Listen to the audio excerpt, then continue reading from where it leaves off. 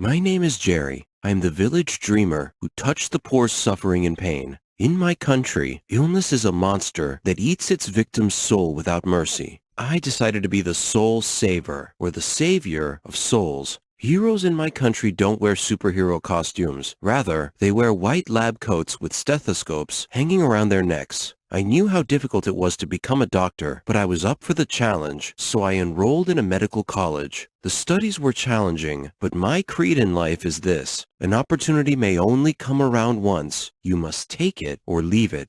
After graduation, I was hired to work in a government hospital in my village. Unfortunately, I discovered early on that my knowledge level wasn't broad enough, so I traveled to England to expand my knowledge base. I wanted to take advantage of the experience of the professional doctors there, so I attended difficult surgeries and observed and studied them intently. My mind was like a sponge, absorbing vast amounts of empirical data. Even so, I still wasn't satisfied with my knowledge level, so I traveled to the USA. When I arrived in Chicago, I felt like a thirsty man who had an oasis in the desert. I encountered advanced technologies, modern, new medical equipment, leading-edge ways of treating heart disease, serious heart disease cases, and fantastic anecdotal stories from famous doctors about their most unusual cases. I dreamed of being a great doctor like them, and my opportunity came when a baby girl was diagnosed with a serious heart illness. She was not expected to live long, so I volunteered to perform some risky surgery on her. All the doctors around me thought I was crazy, but I knew that I could do it. After 5 hours of arduous concentration, focus, stress, and sweating under the operating room lamps, the surgery concluded successfully. I had proven myself to be a great doctor after all. Afterwards and subsequent surgeries, I became known as the guardian angel who saved souls. I gathered a huge following due to my successes. I was surprised when my surgery techniques later became required studies in my country. I became a role model for many aspiring medical students. I returned home to thank my country by building a heart hospital that treated people for free. Many people donated to my cause. My hospital saved many souls, but this is a never-ending mission. My country bestowed upon me the honorable title of the Prince of Hearts. Will you donate to my cause? Hi, my name is Sandra, and I'm 17 years old. People used to call me Evil Eyes, not because I had a strange face, but because of my eyes. I had a genetic mutation, so my eyes were different colors. One was light gray and the other was dark brown.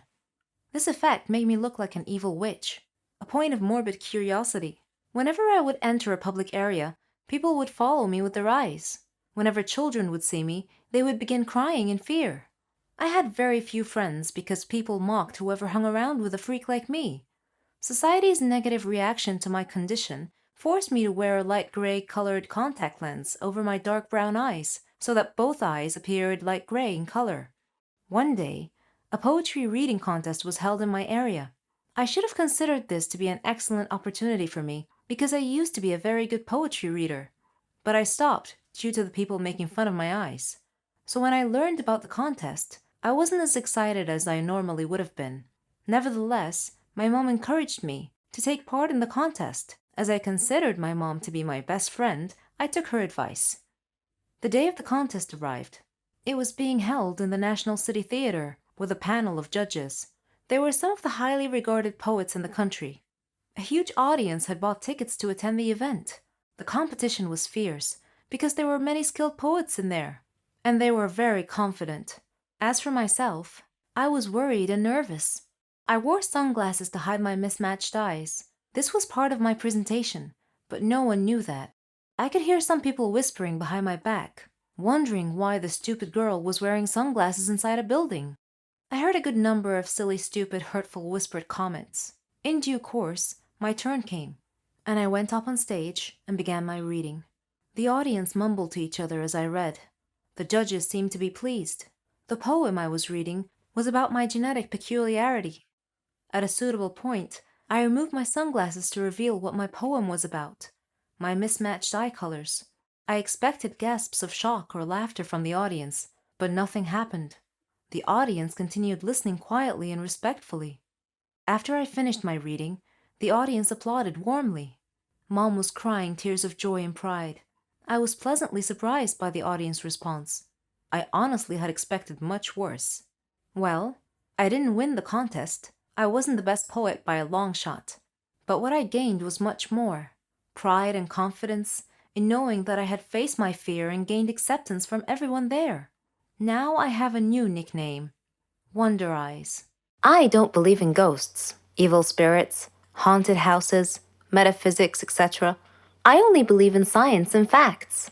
But sometimes things happen that shred all your beliefs. I want to introduce myself. I'm Lisa. I'm 14 years old. I live with my mom, dad, and grandmother, and they're all very proud of me. I'm the leader of the science club at school, and I've been the perfect student for the past 2 years. My hobbies are reading, watching educational videos, and learning. I like to discuss matters with rational people, not those who believe in myths, aliens, ghosts, and other such nonsense. I personally think these people have mental issues. One morning, my grandmother passed away. I was sad for a long time because I missed her so much. On the day of her funeral, the whole city must have come to say goodbye. While the priests were praying, I noticed something peculiar about one of the graves in the graveyard. After the prayer ended, I approached the grave in question to investigate. There was some weird writing on it. Then, a wispy, transparent, smoky figure appeared out of nowhere. It said to me, "Do not get closer to Donna Median's grave. Beware." I shivered slightly and asked the apparition who Donna was. And it replied. Who was she? She was an evil witch who liked to scare people. She was burned at the stake as a witch, but before her death, she swore a curse that if anyone ever approached her grave, her ghost would haunt that person to the day they die. I did not laugh at the apparition's warning. Instead, I turned and returned home, thinking about what had happened. On a sudden defiant impulse, I decided to visit that grave that night to see for myself if the curse was real. I took my dad's flashlight and wore a raincoat. It was pitch black outside. The place was horribly unsettling at night, but I wasn't worried at all. It's not like it was real, right? I entered the gate to the sound of howling dogs and meowing cats. My blood ran cold, and a sudden chill ran through me. I turned on the flashlight and began searching for the grave. My hands were trembling so badly, I dropped the flashlight several times. Sometimes I would step on something crunchy, and I would shine the light downward, only to see that I had stepped on an insect. Sometimes I'd see a cat here and there. Then suddenly, I heard an eerie sound close by. I froze, not daring to move. Slowly, I pointed my light towards the sound and gasped as my light illuminated a dark, shadowy figure. It was about my height and dressed all in black. I spun around and fled as rapidly as my faithful feet could carry me. I dove into bed, but I didn't sleep at all that night. I even left the lights on. The next day, when I woke up, I asked my dad if graveyards had ghosts, and he wondered why I would ask such a question. I was embarrassed and laughed to hide my fear. I told him that I was just curious. That was all. Dad looked at me suspiciously, but continued. I've heard stories, he said, that some people have seen a ghost of a girl from time to time beside Donna Median's grave. I felt my heart sink, and I asked slowly, "Is she about my height and dressed in black?" He replied, "Yes, that's how I've heard the ghost described." "How in the world did you know that?" I looked down casually and answered, "Oh, I read an article about it on the internet last night." My head hurt just thinking about this ghost thing. I made up my mind to prove or disprove it once and for all. I called my friend Laura and persuaded her to come with me to the grave. The following night, we met at the stroke of midnight at the entrance to the graveyard. Laura was shaking and constantly casting glances right and left. The weather was rainy and gloomy. The ground was muddy, and cats were meowing everywhere. It would have made the perfect setting for a supernatural horror movie. While we were looking for Donna's grave, flying bats would occasionally startle Laura, causing her to scream alarmed. As we approached Donna's grave, we suddenly heard a sound behind us. We both turned around at the same time and screamed. A ghost was glaring at us. It asked angrily, "What are you doing beside my grandmother's grave?" Wait a minute. "Are you girls?" She uncovered her face, revealing that she was just a girl, and a beautiful one at that.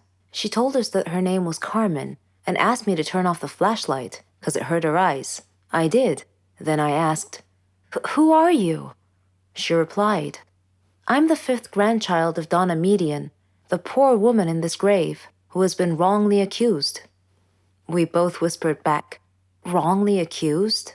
She continued saying, "Yes, she was a victim of the Holocaust during World War II. Afterwards, she became a simple doctor who treated people who were afflicted with epilepsy. As usual, there are always some small-minded superstitious people looking to make trouble for others. They accused her of being a witch because they considered epilepsy to be a disease caused by a demon's touch. I come here every day to put flowers on her grave. People have mistaken me for a ghost because I only come at night. I don't want people to know I'm related to someone they think to be a witch. I don't want to be shunned, scorned, or gossiped about." I tried to comfort her and calm her a little by saying, "Don't worry, Carmen. Your grandmother's spirit may be able to rest in peace if you tell people the truth now. We live in more modern times, and there's no need to worry. I won't tell anyone about you being the ghost. It'll be our little secret." Carmen laughed. She and I became good friends after that. Ever since that day, whenever I hear someone talking about ghosts, I just look at the photo I took of Carmen and I break out laughing. I don't believe in ghosts, evil spirits, haunted houses, metaphysics, etc. I only believe in science and facts. But sometimes things happen that shred all your beliefs. I want to introduce myself. I'm Lisa. I'm 14 years old. I live with my mom, dad, and grandmother. And they're all very proud of me. I'm the leader of the science club at school, and I've been the perfect student for the past 2 years. My hobbies are reading, watching educational videos, and learning. I like to discuss matters with rational people, not those who believe in myths, aliens, ghosts, and other such nonsense. I personally think these people have mental issues. One morning, my grandmother passed away. I was sad for a long time because I missed her so much. On the day of her funeral, the whole city must have come to say goodbye. While the priests were praying, I noticed something peculiar about one of the graves in the graveyard. After the prayer ended, I approached the grave in question to investigate. There was some weird writing on it. Then, a wispy, transparent, smoky figure appeared out of nowhere. It said to me, "Do not get closer to Donna Median's grave. Beware." I shivered slightly and asked the apparition who Donna was. And it replied, "Who was she? She was an evil witch who liked to scare people. She was burned at the stake as a witch, but before her death, she swore a curse that if anyone ever approached her grave, her ghost would haunt that person to the day they die." I did not laugh at the apparition's warning. Instead, I turned and returned home, thinking about what had happened. On a sudden defiant impulse, I decided to visit that grave that night to see for myself if the curse was real. I took my dad's flashlight and wore a raincoat. It was pitch black outside. The place was horribly unsettling at night, but I wasn't worried at all. It's not like it was real, right? I entered the gate to the sound of howling dogs and meowing cats. My blood ran cold, and a sudden chill ran through me. I turned on the flashlight and began searching for the grave. My hands were trembling so badly, I dropped the flashlight several times. Sometimes I would step on something crunchy, and I would shine the light downward, only to see that I had stepped on an insect. Sometimes I'd see a cat here and there. Then suddenly, I heard an eerie sound close by. I froze, not daring to move. Slowly, I pointed my light towards the sound and gasped as my light illuminated a dark, shadowy figure. It was about my height and dressed all in black. I spun around and fled as rapidly as my faithful feet could carry me. I dove into bed, but I didn't sleep at all that night. I even left the lights on. The next day, when I woke up, I asked my dad if graveyards had ghosts, and he wondered why I would ask such a question. I was embarrassed and laughed to hide my fear. I told him that I was just curious. That was all. Dad looked at me suspiciously, but continued. "I've heard stories," he said, "that some people have seen a ghost of a girl from time to time beside Donna Median's grave. I felt my heart sink, and I asked slowly, "Is she about my height and dressed in black?" He replied, "Yes, that's how I've heard the ghost described." "How in the world did you know that?" I looked down casually and answered, "Oh, I read an article about it on the internet last night." My head hurt just thinking about this ghost thing. I made up my mind to prove or disprove it once and for all. I called my friend Laura and persuaded her to come with me to the grave. The following night, we met at the stroke of midnight at the entrance to the graveyard. Laura was shaking and constantly casting glances right and left. The weather was rainy and gloomy. The ground was muddy, and cats were meowing everywhere. It would have made the perfect setting for a supernatural horror movie. While we were looking for Donna's grave, flying bats would occasionally startle Laura, causing her to scream alarmed. As we approached Donna's grave, we suddenly heard a sound behind us. We both turned around at the same time and screamed. A ghost was glaring at us. It asked angrily, "What are you doing beside my grandmother's grave?" "Wait a minute. Are you girls?" She uncovered her face, revealing that she was just a girl, and a beautiful one at that. She told us that her name was Carmen and asked me to turn off the flashlight because it hurt her eyes. I did. Then I asked, "Who are you?"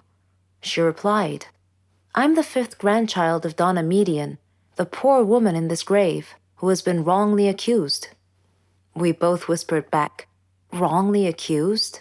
She continued saying, "Yes, she was a victim of the Holocaust during World War II. Afterwards, she became a simple doctor who treated people who were afflicted with epilepsy. As usual, there are always some small-minded superstitious people looking to make trouble for others. They accused her of being a witch because they considered epilepsy to be a disease caused by a demon's touch. I come here every day to put flowers on her grave. People have mistaken me for a ghost because I only come at night.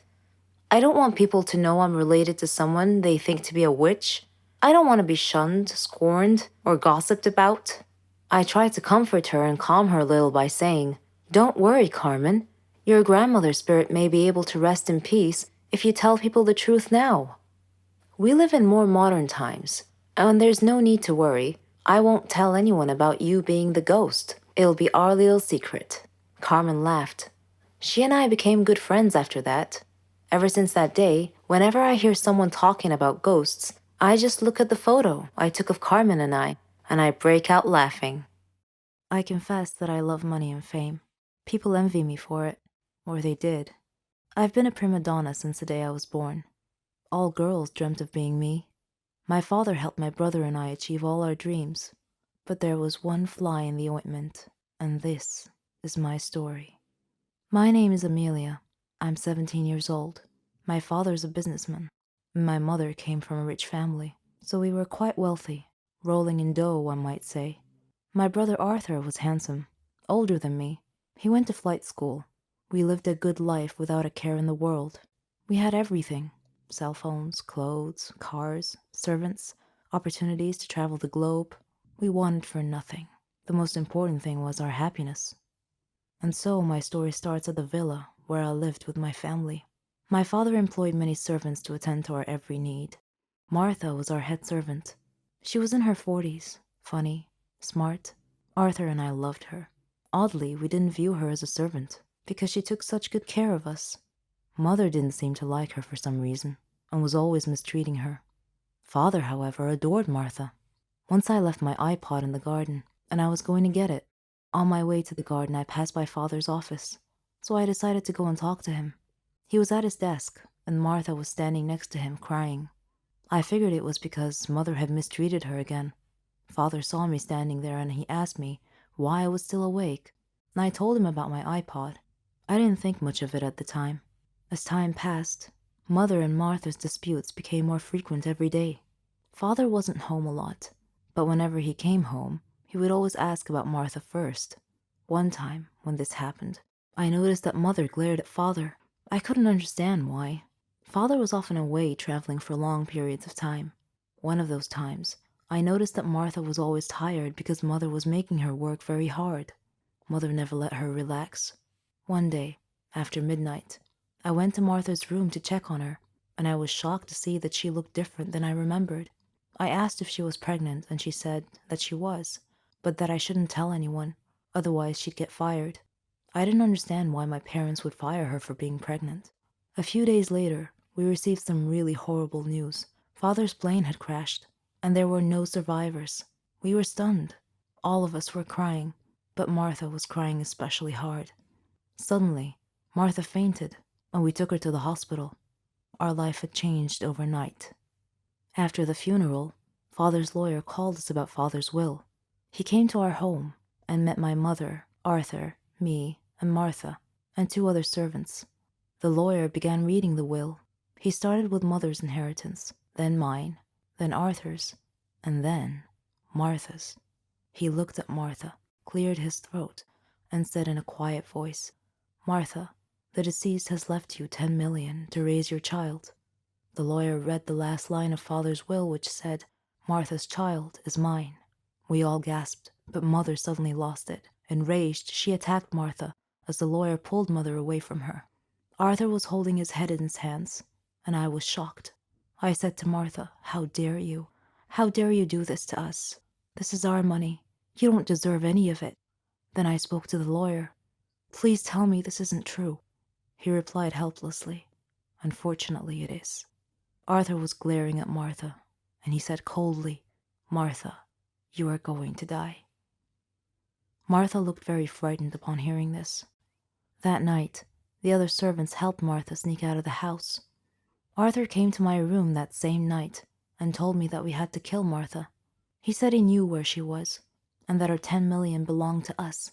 At first, I was hesitant to get involved. I mean, that was murder, but in the end, I reluctantly agreed to help him. The next day, we made a call and hired a hitman to rid us of that disaster. Later, we received a call from him. He said that Martha was no longer a problem. We smirked in victory. A few days later, the lawyer came by again. Before he could tell us why he came, we beheld a miracle. Our recently said to be deceased father was walking behind him with a servant holding a child. Arthur and I stared at him in disbelief and shock. Then we looked at each other. Arthur's face had gone pale white as all the blood drained from his face.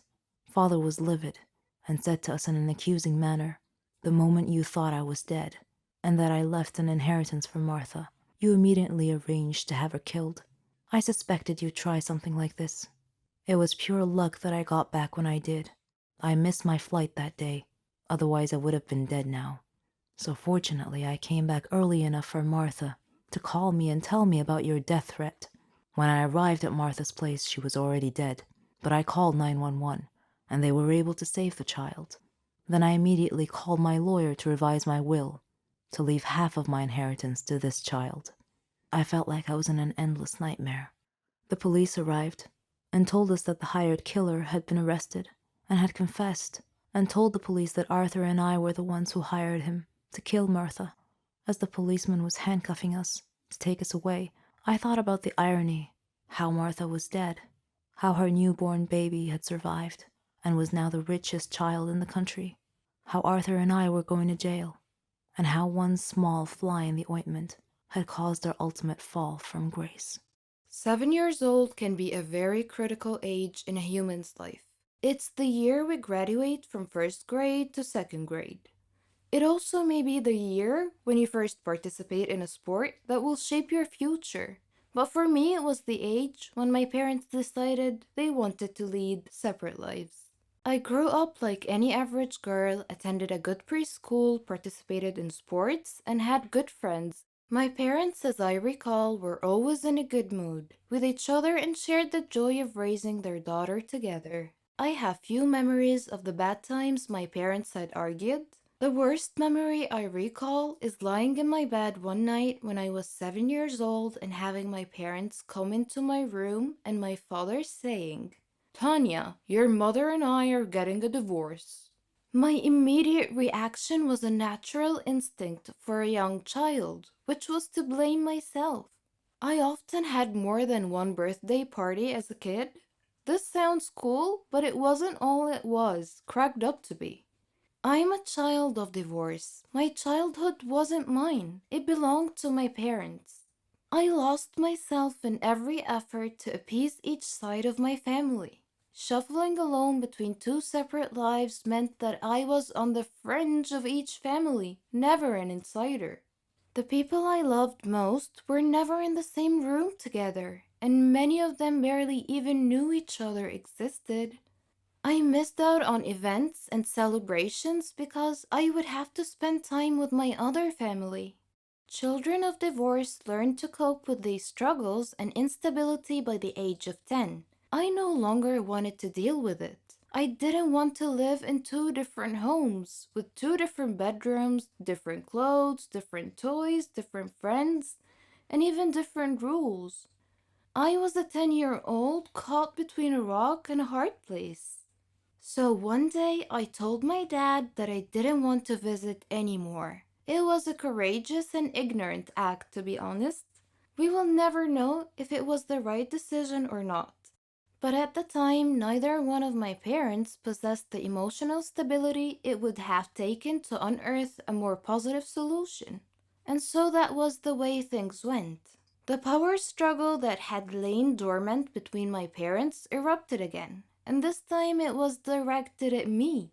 This time I was responsible for the discord. In one house, I was blamed. In the other, I was a victim. There were no more multiple birthday parties. Instead, there was stability and consistency in one house, anger and avoidance in the other. Choice is met with consequences, and as time went on, I fell out of touch with my dad's family. It's hard to stay in touch with people connected to someone we have pushed away. Cousins I used to play with were erased from my life.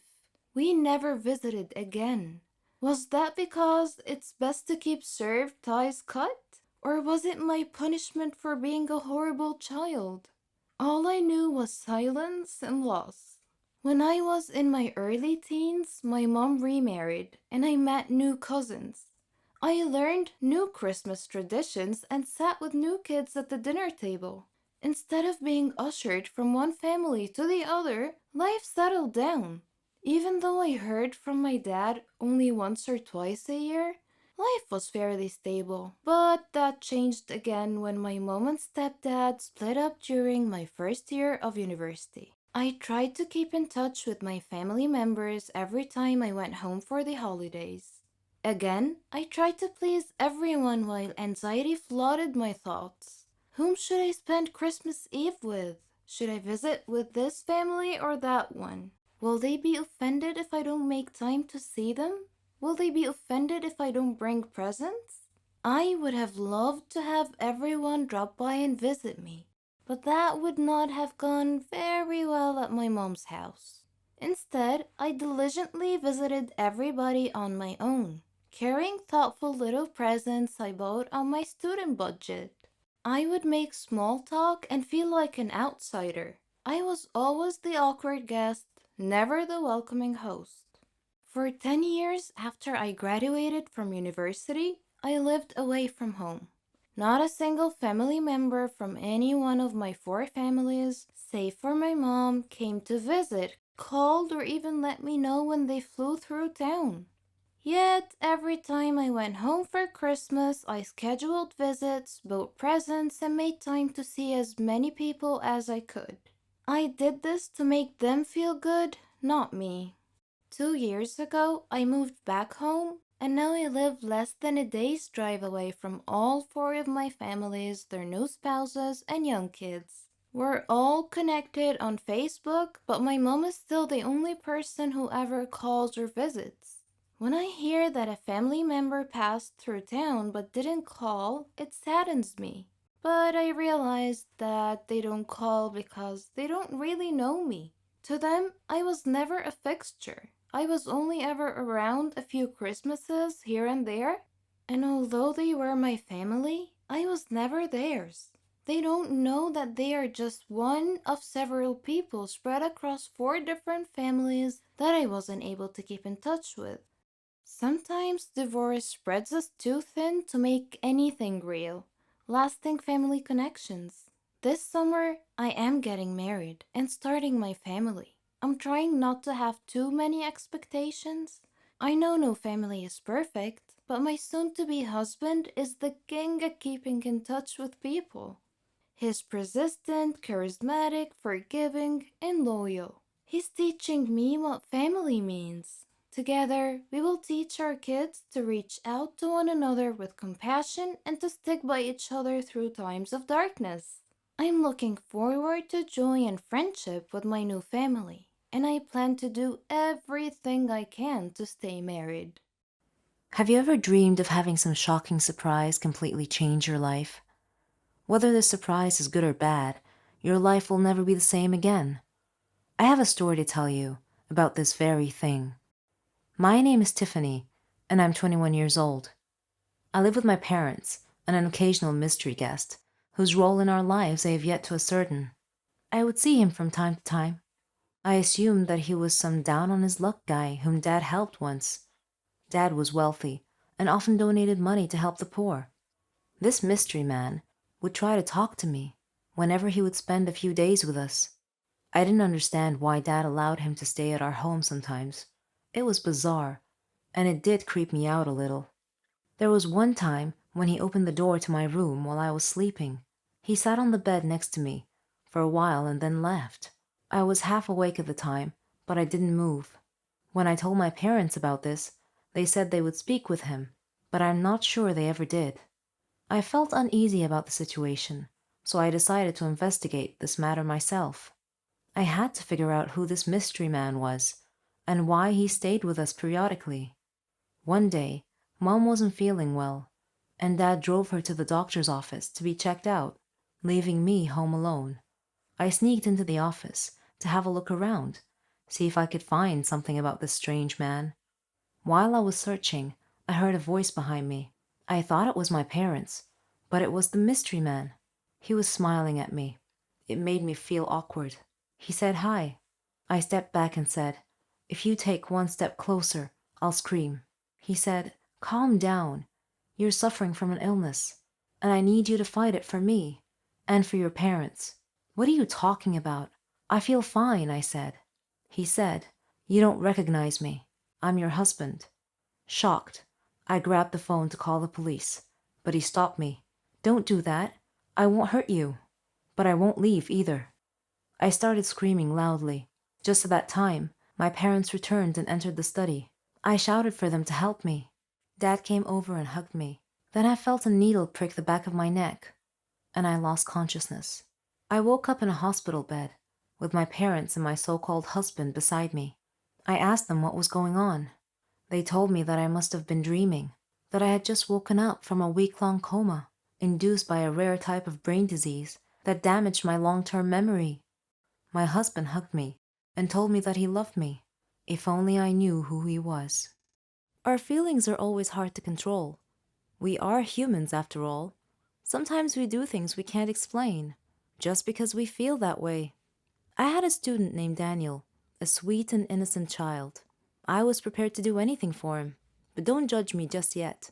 First, let me tell you my story. My name is Jolene. I'm a 21-year-old math teacher at a primary school. I live with my sister and my mother. My house was next to the school where I work. I love teaching, and I like teaching the students in creative ways. They loved me, and I loved them. Daniel was a special student, though. Our story began at the start of the new year. It was the first day of school. I missed all my students over the summer break. I missed them so much that I stood by the door to welcome them back. Before I started my first lesson, Mr. Smith, the student affairs officer, knocked on the class door, with Daniel hiding behind his back. Mr. Smith greeted the class and asked them to greet Daniel, but Daniel was too shy and didn't move. So I went over to him to take him by the hand, but he pulled his hand away, which embarrassed Mr. Smith. I asked him to greet his classmates, so he went and he stood in front of the class and he said, "Hello, I am Daniel." Then he went and he sat at the very back of the class. He didn't talk much with the other kids. He didn't like to interact with anyone. Daniel always looked sad, and I thought to myself, he's only 8. What could possibly have made him that way? I tried to get close to him, but he resisted all my efforts. Sometimes he looked like he was hiding some big secret, and later on, I learned what it was.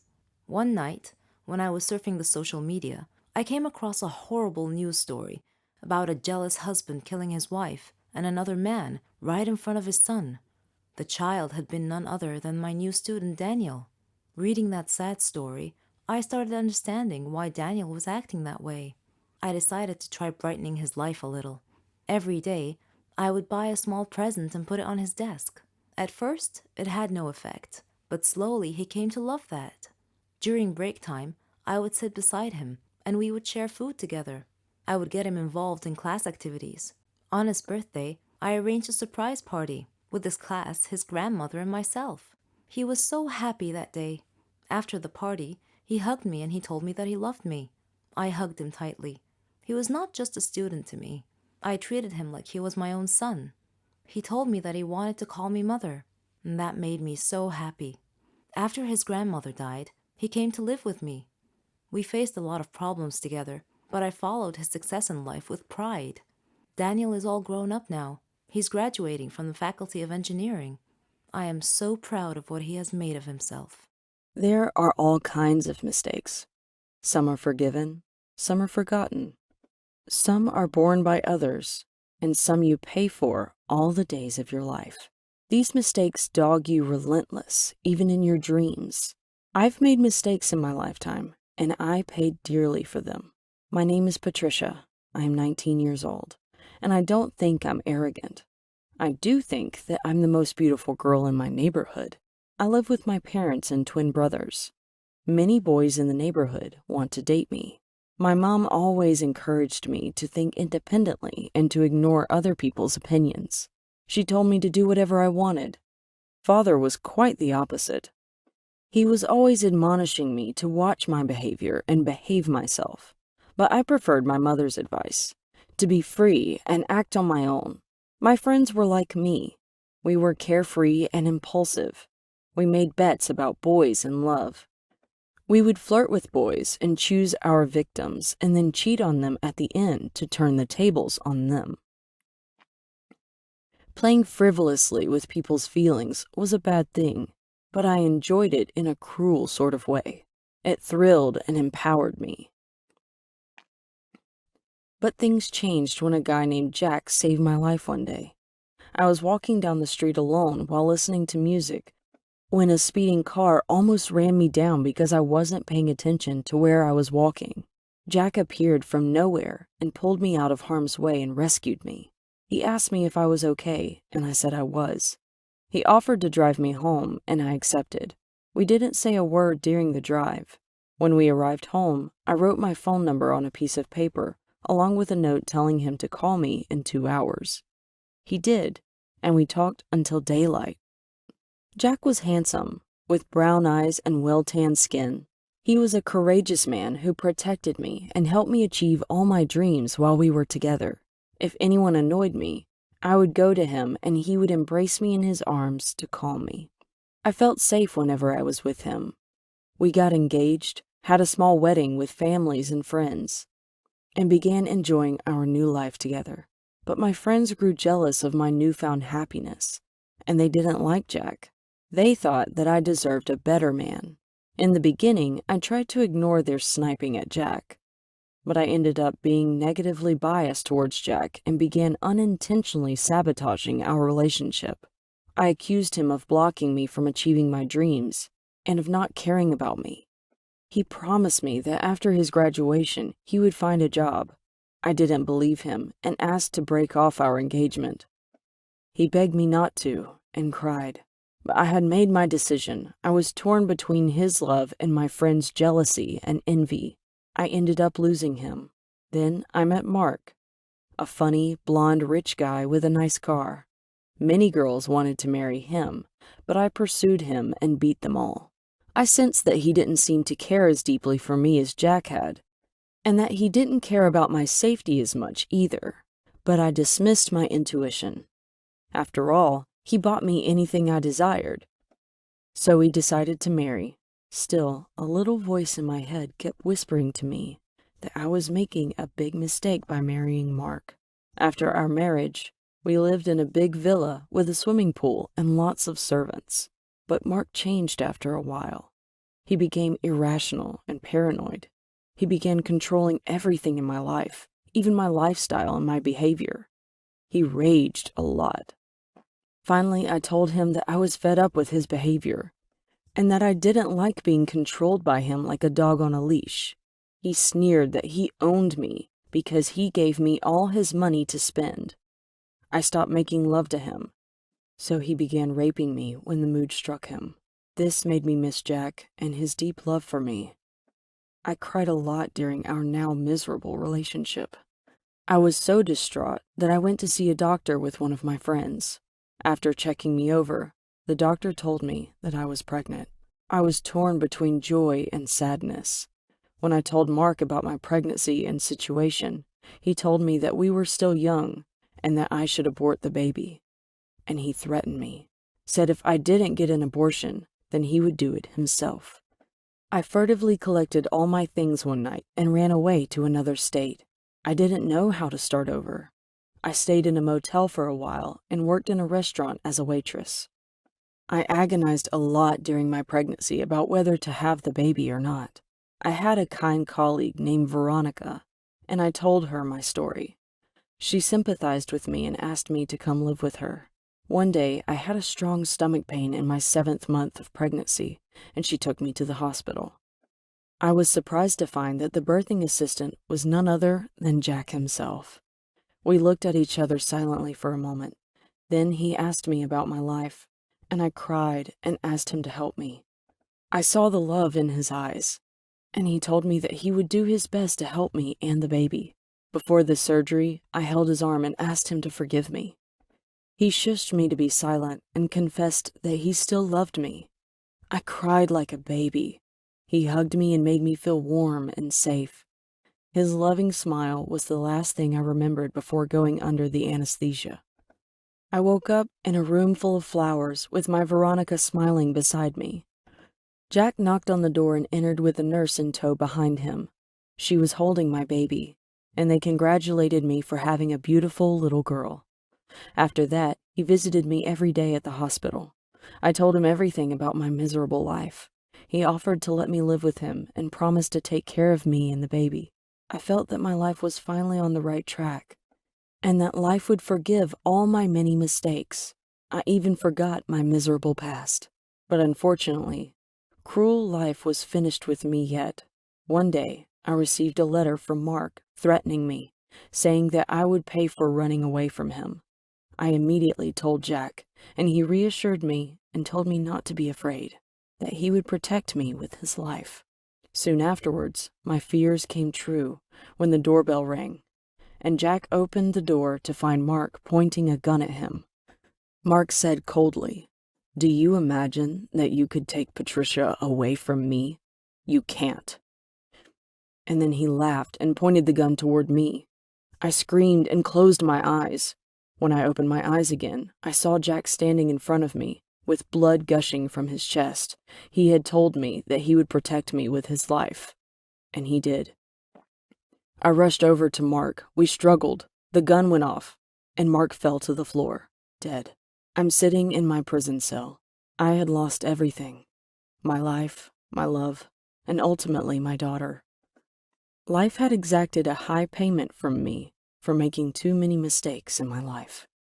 Hello, I'm Dahlia. Naturally, it's every girl or boy's dream to get employed after they graduate and start their practical life. And that's what happened to me. Right after I graduated, I found the perfect job. I was hired as a graphic designer. As you all know, on the first day of work, we want everything to be perfect. We get ready. We arrive there early just to show them that we're diligent and hardworking. So I got everything ready the day before it, just in case. My clothes were ironed, the colors matched, my shoes polished. It was all good. Though it was only 11 p.m. when I went to sleep. Thought I'd get a fresh start in the morning, but I wasn't sleepy at all. I'm used to staying up all night. So I got up and I started watching The Fault in Our Stars. A romantic movie was bound to make me fall asleep. The movie was over after I cried through it, and I didn't feel the tiniest bit sleepy. Anyway, I ended up sleeping at 6 a.m. after a long night, and I was supposed to wake up at 8 because my work started 10. When I opened my eyes, I checked the time. 9:30? Oh no! I flew off my bed, jumped in the shower, got dressed, and ran out the door. I took my car, but there were traffic jams everywhere. It was a half-hour drive to work, and the traffic wasn't moving. I lost all reason, yelling at people hysterically, telling them to move out of the way. Finally, they started moving. Oh, it's not over yet. What better to make things worse than a flat tire on the highway? And not a single person stopping to help. So, for the first time in my life, I'm changing my car's tire. Needless to say that the clothes I prepared for hours were all black and so messed up. But I hurried off to work anyway. I got there at noon. I wasn't really sure if I should go up. I'm 2 hours late on my first day. I stood there fretting. Is my first day going to be my last? I'm so late and I look like heck. I checked my bag and I found my makeup kit. It was worth a try. I took my bag and I ran to the door, asking where the bathroom was. I tried my best to make it work. I took off my jacket. Well, it was better than before. All I wanted was to go to work looking like a human.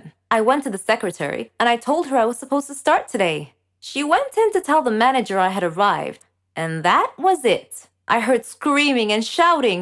Where does she think she is? How dare she show up 2 hours late on her first day of work? She's fired! Where is she? The door opened and he stormed out. So handsome, so elegant. His tie went perfectly with his suit, and he just stood there staring at me. Then quietly he said, "Please, come in." His secretary looked confused. We sat in the office for about 2 hours. Or was it 3? I lost track of time. I started work that day. Turns out he was my neighbor. So we started going to work together, meaning of course I wouldn't have to change the tires again. But my life started changing too, a little at a time, and my work was going great. Ian was a great boss, and I felt like it was the perfect place for me. 4 months later, Ian proposed. I can't tell you how happy I was. We got married and now we have 2 kids, a girl and a boy. We still work together, helping the company grow. My first day at work wasn't the perfect beginning, but it certainly led to the perfect ending. If there's anything I've learned, it's to do your best, even if it seems impossible. Drastic and dire situations create heroes. No one makes history unless their story is inspiring or involves great pain and suffering, overcoming many obstacles and hardships. No one achieves glory without believing in themselves and their abilities, or at least, that's what I think. Sometimes your path to making history doesn't quite go according to plan. My story is a great example. I'm Joanna. I'm 21 years old. I live with my parents and my little sister Veronica. My father was a police officer. He was very brave. He was my idol. He believed in justice and sacrificed anything to see it done. One of my life goals was to be like him. I loved to see him in his uniform. I viewed him as a hero of sorts and believed the old adage that good always triumphs over evil. Unfortunately, that rosy affirmation doesn't always hold true in real life. My father's work used to keep him terribly busy. Nevertheless, he took a few hours off on Veronica's birthday so he could be there with us. Halfway through the party, Dad's work called and told him that a thug was holding a group of nursery kids hostages, demanding a large sum of money and a means to escape the scene. Dad had to leave to deal with the situation, so he excused himself, telling us that duty calls. We were used to seeing Dad dash off suddenly at various times to deal with crimes in progress, but something felt uneasy about that particular time. Dad arrived at the scene just when his colleagues were preparing to charge into the building at significant risk to the kids. Dad volunteered to enter alone to take out the criminal before anyone got hurt. He sneaked into the building and engaged the hostage taker in a gunfight. He managed to kill the thug, but was seriously wounded. He died days later. The whole police department and the city were saddened by his loss. They held a memorial service for Dad. This senseless crime and the loss of my dad galvanized me to enroll in the police academy. Mom tried her best to dissuade me, but I refused to budge. I passed the entrance exam and worked my way through it. It was a challenging program that required diligence, persistence, and patience. The training was quite difficult at first, with very few breaks, and everyone else was intelligent and competitive. In fact, I began to doubt if I could keep up with them. But then I dreamed of Dad hugging me and telling me that I was his hero and that he would always be at my side. When I woke up the next morning, I felt somehow different, more confident, more resolved to succeed. I worked even harder, and my instructors noticed and acknowledged my extra effort. I made friends, who soon gained confidence in my abilities. My grades improved considerably. Graduation day came, and I anxiously waited to see what my first assignment would be. I was ready to tackle crime, to fight for justice, for all. Unfortunately, my first assignment was as a traffic cop. I was disheartened to see my peers get more prestigious positions, even though I had higher grades than they did. Dejected, I went home and told my mom. She encouraged me and told me that everyone had a job to do and should do it to the best of their ability. Rewards would come in time. She said she appreciated the work of traffic cops, who kept city traffic flowing smoothly during accidents and other abnormal situations. Her words helped me to accept my situation. Regardless, the work was boring, and I still envied my peers for their more important and more glamorous assignments. Life's just not fair. But remember those dire situations I mentioned earlier? Well, during one of my traffic control days, when a traffic light had failed, I noticed two black cars idling in front of a bank in a no parking zone. Initially, I thought it was the bank manager or some other VIP stepping into the bank for a quick stop. I turned my attention back to my traffic control and waved the cars waiting in the left turn lane to proceed to turn left. Then, I looked back at the bank and noticed that a man had gotten out of one of the black cars and stepped over to speak with the bank guard, standing outside the bank. Suddenly, he struck the guard and knocked him unconscious. Then the cars emptied as a group of masked men exited and rushed into the bank. These actions all occurred in quick succession. An armed robbery was in progress. I called the police station on my radio and reported the incident. The police quickly showed up and took the waiting car drivers into custody. The masked men had no choice but to remain inside the bank with the customers as hostages. They were trapped. They threatened that if they weren't let go free with the money, they would blow up the bank and kill all the hostages.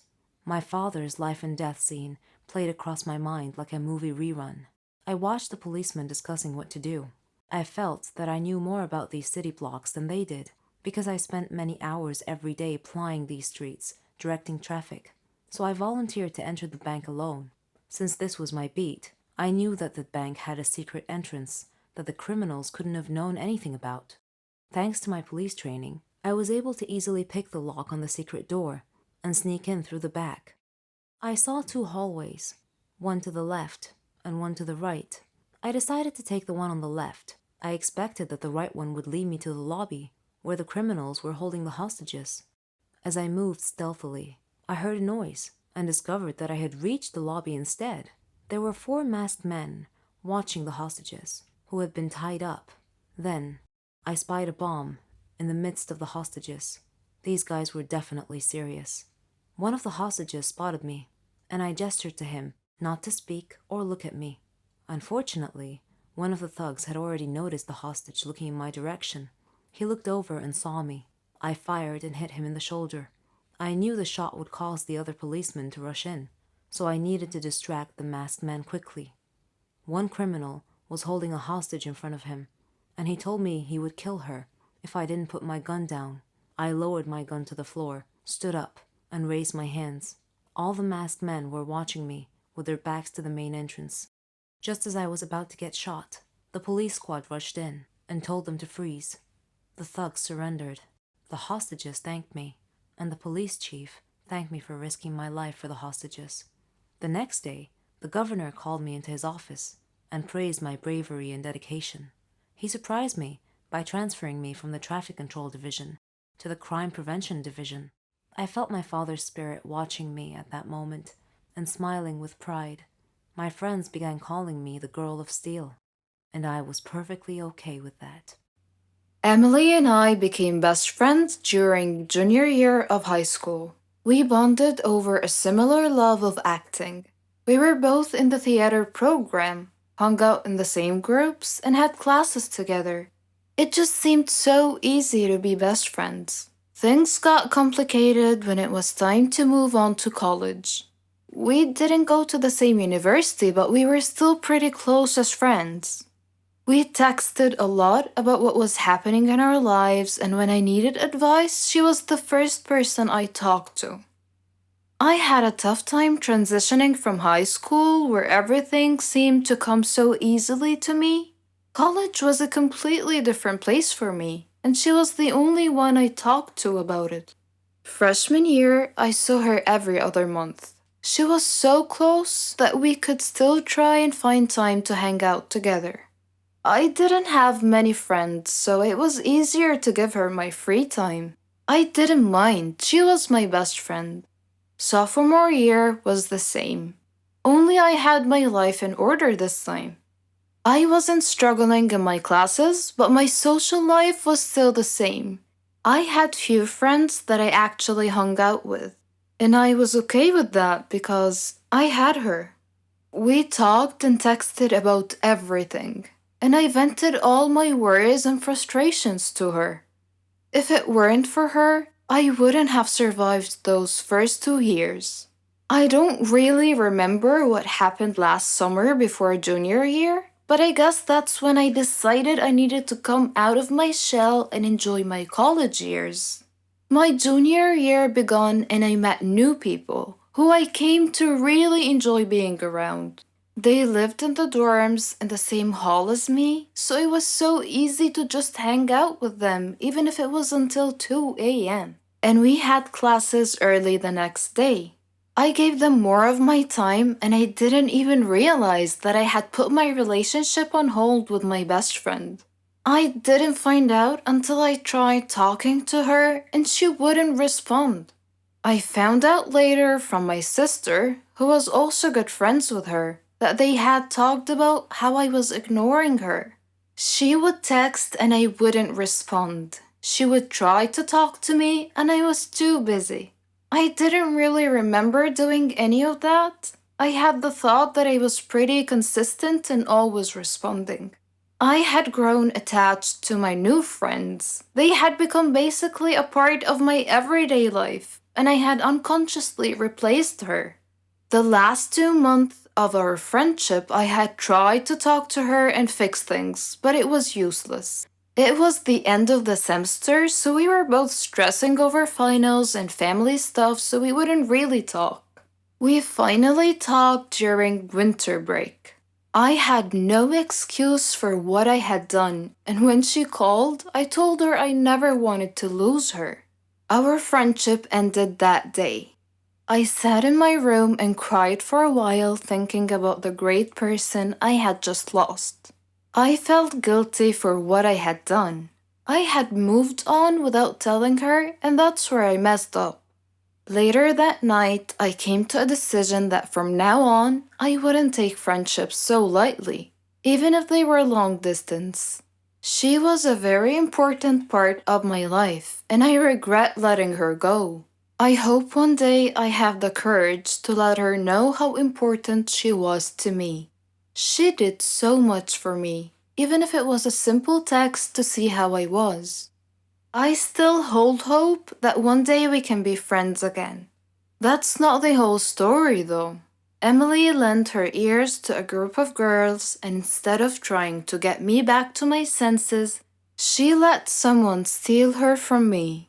I was so ready to try to make things up until I heard her side of the story. I just want to give her a giant thank you. And yes, I was bitter. So very bitter when I found out the real reasons as to why my best friend wasn't talking to me as much. I was mad at her and I blamed her for everything. I blamed her for the lost times that I had with her. For the memories, I regretted everything, from the money to the borrowing of clothes to the simple things like helping around the house because it was all nothing but wasted time. I blame you, Emily. I want her back. I want my best friend back in my life and doing things with me such as makeovers, going on trips, double dates, shopping together, things that normal best friends do. But I couldn't because Emily chose to be with other friends. I don't need her. She chose to leave me. She chose not to be my friend after this girl decided to run her mouth and tell little lies. Emily ended our friendship. The other girl only played a part in it. Emily took her in though, and I have to thank her for that. She must not have been a true friend if, in her eyes, she could up and leave with no real reasoning behind it, or an explanation. How can someone just forget that someone in their life once existed? It's cruel to do that to a human being. Human beings are made to feel wanted, which that is not it. And as for the girl who stole my best friend, please make sure you're there for her when she and her boyfriend go through a tough time together. Make sure you're there to talk to her when she's having doubts about college, or even if her family is nagging at her. Make sure you're there for her makeover sessions, shopping sprees, or just movie nights. Hold her when she cries over Beauty and the Beast. Just be the best person you can for her.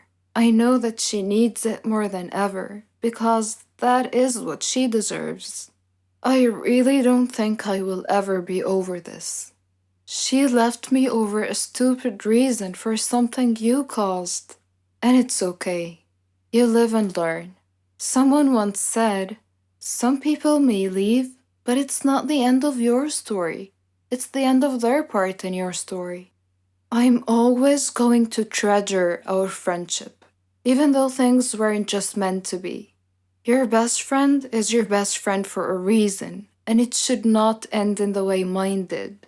Remember all the moments that you had, because one day you may outgrow each other or move on to other things. I am Matthew, 21 years old, and I must tell you something. I am a madman. I need treatment. But what kind of treatment is there for my kind of madness? You see before you a man with torn clothes who speaks to himself all the time. I used to be a doctor, but I left medicine to pursue aromatology. In case you were wondering, aromatology is the study of fragrances, such as scents of flowers and how they affect people. Let me tell you my story. My parents were very proud of me because I was intelligent, well-known, and well-respected at my university. I earned high marks in all my courses. Dad wanted me to join the College of Medicine because he had always dreamed of my becoming a doctor, and I felt that I couldn't deny him that. My parents did their best to make me happy and to help me achieve Dad's dream. But to be honest with you, medicine, engineering, the arts, none of these interested me at all. They weren't my dream. I loved flowers and their fragrances, like rose and honeysuckle. I would extract fragrances from them and give them as gifts to my friends and family. They all really enjoyed these aromatic gifts. My dilemma was that I had to find a way to tell Dad that I would rather study botany, plants, and aromatology, fragrances, over medicine any day. I knew he would think that I was crazy to give up the lofty study of medicine to work with flowers, but what can I say? I have loved flowers and fragrances ever since I was a youngster. I have always been fascinated by exotic flowers and scents. Learning how to make fragrances from flowers required me to meet with a lot of people who worked in this field.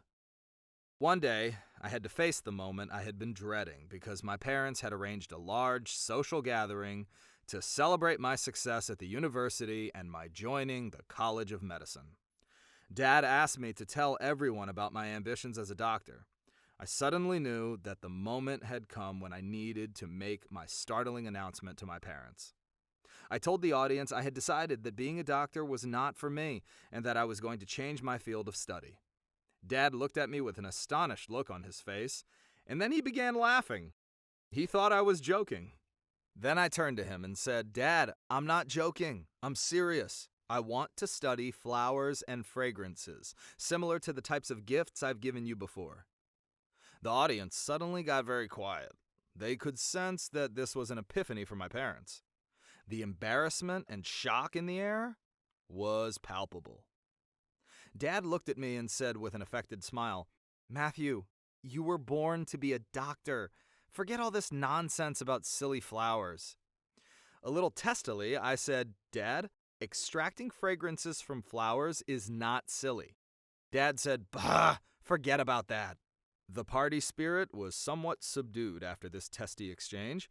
Regardless, in deference to Dad, I began studying medicine, but most of my energy and attention was directed towards flowers and their fragrances. Sometimes I would spend time with my medical friends, and sometimes with my aromatology friends that I had met earlier. I spent my first year in medical college earning high marks as usual, but I had no passion for it. It neither excited nor interested me. There came a day when I had had my fill of medical studies and just couldn't take it anymore. So I decided to leave the College of Medicine to pursue my true passion, flowers and fragrances. When I told Dad of my decision, he was very upset, cursing at me and accusing me of being mad, insane, crazy. I repeated that I had zero interest in medicine and stated that the true madness was sticking with a field that I really didn't like at all. I moved away from home and stayed with a friend for a while before finally renting and moving into a small apartment. I faced a lot of obstacles in the beginning, but I didn't give up. I set up an arboretum by planting some flowers and nurturing them. I was working on a rare kind of fragrance extracted from a variety of flowers. I had to travel to obtain these specimens. My product fragrances weren't successful at first, but I persisted. Initially, I offered my fragrance products to various factories, but all refused my offer. So I continued in my studies. I worked in many different places. In the evenings, I would spend all my free time doing my experiments. Over time, I grew more proficient in producing unique fragrances. Then one day, I received a phone call from a famous factory. The factory owner told me that he might be interested in working with me, so I sent him some samples of my work, and they delighted him. And I was delighted that he was delighted. Thus began the lucrative stage of my new endeavor. I started earning a decent income and achieved a modicum of success in the end. After a while, I called Dad and asked him to forgive me, and he did, finally realizing that my passions were not necessarily his passions, and that I must pursue what I enjoyed the most. I have my own factory now. I achieved my dream in the end. My advice to you, the readers, is never to give up when pursuing your dreams. With persistence, you will be successful one day. So what do you think? Was I a madman to give up medicine for aromatology? Was I a madman to give up medicine for aromatology? Beauty has myriad aspects. Some girls have a beautiful exterior, but with an ugly personality on the inside. Some are ugly on the outside, but have a beautiful personality. Some are average on the outside, but inside are very educated and elegant in behavior. This is where the idea of the Miss World contest originally came from. The girl who has the most aspects of beauty overall should be able the title. But what if a girl is beautiful in every way except for the external beauty that is valued above all other aspects? Does she really stand a chance at all? My name is Naomi, and I am 16 years old. I live with my mom and 2 sisters. I am the middle daughter. My dad died a long time ago in a horrible train accident, leaving Mom to raise us alone. So she taught us to be independent, to trust in ourselves, and to determine our own paths in life. We excelled at school and had plenty of friends. But life didn't give us everything. There is always a blemish on anyone's life. For me, it was beauty. I was boringly plain-looking. No one wanted to date me. But I was okay with that because I knew that most boys were idiots, concerned only about a pretty face, even if that pretty face belonged to an empty-headed dimwit. Our school held an annual beauty contest based solely on external beauty, so I figured that it was time to change the rules of the game. I went to the teacher responsible for organizing this contest and suggested that this year's contest be a multifaceted beauty contest. I explained about considering internal aspects of beauty, such as maturity, responsibility, social interactions, academic performance, environmental awareness, character, personality, talent, hobbies, aspirations, etc. The teacher smiled and told me that she didn't have the control in this matter, but said she would speak with the principal. She asked for 2 days to try to persuade him. The 2 days crawled by at a snail's pace, but I was rewarded by my new rules adopted for this year's beauty contest. It would focus on both the inner and outer aspects of beauty. The student body was divided on the issue. My group cheered the new rules, but Emily's group hated it. Emily had won the school's beauty contest for the previous 2 years. She was as beautiful as a Walt Disney princess. Long blonde hair, lovely soothing voice, green eyes, elegant posture, but snobbish, vapid, shallow, narrow-minded. She testily asked the air, "Whose idea were these stupid new rules?" "Mine," I answered simply. She glared at me and told me that the old rules had been the standing rules for eons and couldn't be changed. But I corrected her by telling her that everything changes. She dismissed me with a wave of her hand by telling me that it didn't matter, that she was a shoo-in to win anyway, regardless of any stupid rule changes. I read the flyer about the contest and the new rules. One facet to be evaluated was how well a student contributed to the school's goals of fostering kindness and learning. Another facet was one's talent and hobbies like poetry, drawing, acting, or singing. Another was general knowledge of the world. And yet another was about etiquette, politeness, and manners. I put my plan into motion to win this contest from vain, brainless Emily. Still, she seemed so confident that I felt like I had no real chance of actually beating her. The contest, which would span several days, began. The first phase of the competition was on the social aspects of beauty. Emily chose to woo the students by distributing roses and chocolates to them. In addition, she flirted with the more popular boys to get them and their friends to like her. Other contestants distributed different things to students. I needed to do something distinctive and unexpected, something genuinely useful. So I summarized the semester's school subjects for the students so they could study more easily and efficiently for their final exams. I also asked Mom to prepare healthy lunches for them. My ideas were well received. The next phase was general knowledge. The judges paired everyone with a rival. The winners of those pairs would then be paired repeatedly until only one winner emerged by elimination. I was paired with Emily. Favoring her external beauty, the judges asked her easy questions. Me? I got the challenging questions. But despite this biased treatment, I answered all the questions correctly. The next part was about artistic talent. Emily was an excellent actress. Imagine that.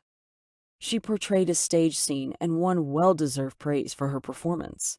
My talent was drawing. I drew an intricate drawing and recited a poem. My heart was pounding during my poem recital, but I managed to receive vigorous applause. Emily was staring daggers at me. If looks could kill, my death would have eliminated me from the contest at that very moment. The next phase of the contest focused on costumes. I told Mom that I didn't see how I could possibly beat Emily, but she continued to encourage me and believe in me. Her words inspired me. When I woke up that day, I was surprised by a new dress in my closet. It was so stylish and fit my form perfectly. It made me look like Cinderella. I wore it and went to the school. All the girls were beautifully dressed, as was I'm happy to say. I did well in this phase. The final phase would be judged on external beauty. The judging began, and all the contestants were so beautifully made up, with expensive hairdos and elegant sparkly dresses, that my spirit plummeted as my chances of winning seemed almost nil. Then suddenly, I had a crazy idea. I whispered in Mom's ear and went into the restroom. When they called my name, I walked up onto the stage in clean, neat, everyday school clothes, with no makeup and no fancy hairdo. Just plain old me. I asked the judges for permission to speak, and they allowed it. Directing my speech to the students present, I explained that my external appearance was not what true beauty was about. Yes, I could dress up and smile for one day to impress the judges. But what about the other days of the year? People's outward appearance should be respectful, decent, and proper all the time. When I finished my speech, it was met with enthusiastic applause, even by the judges. Now it was time to announce the overall winner of the contest. As is typical, they announced the third place winner, then the second place winner. I hadn't heard my name yet and was sure that Emily's name was about to be announced for first place.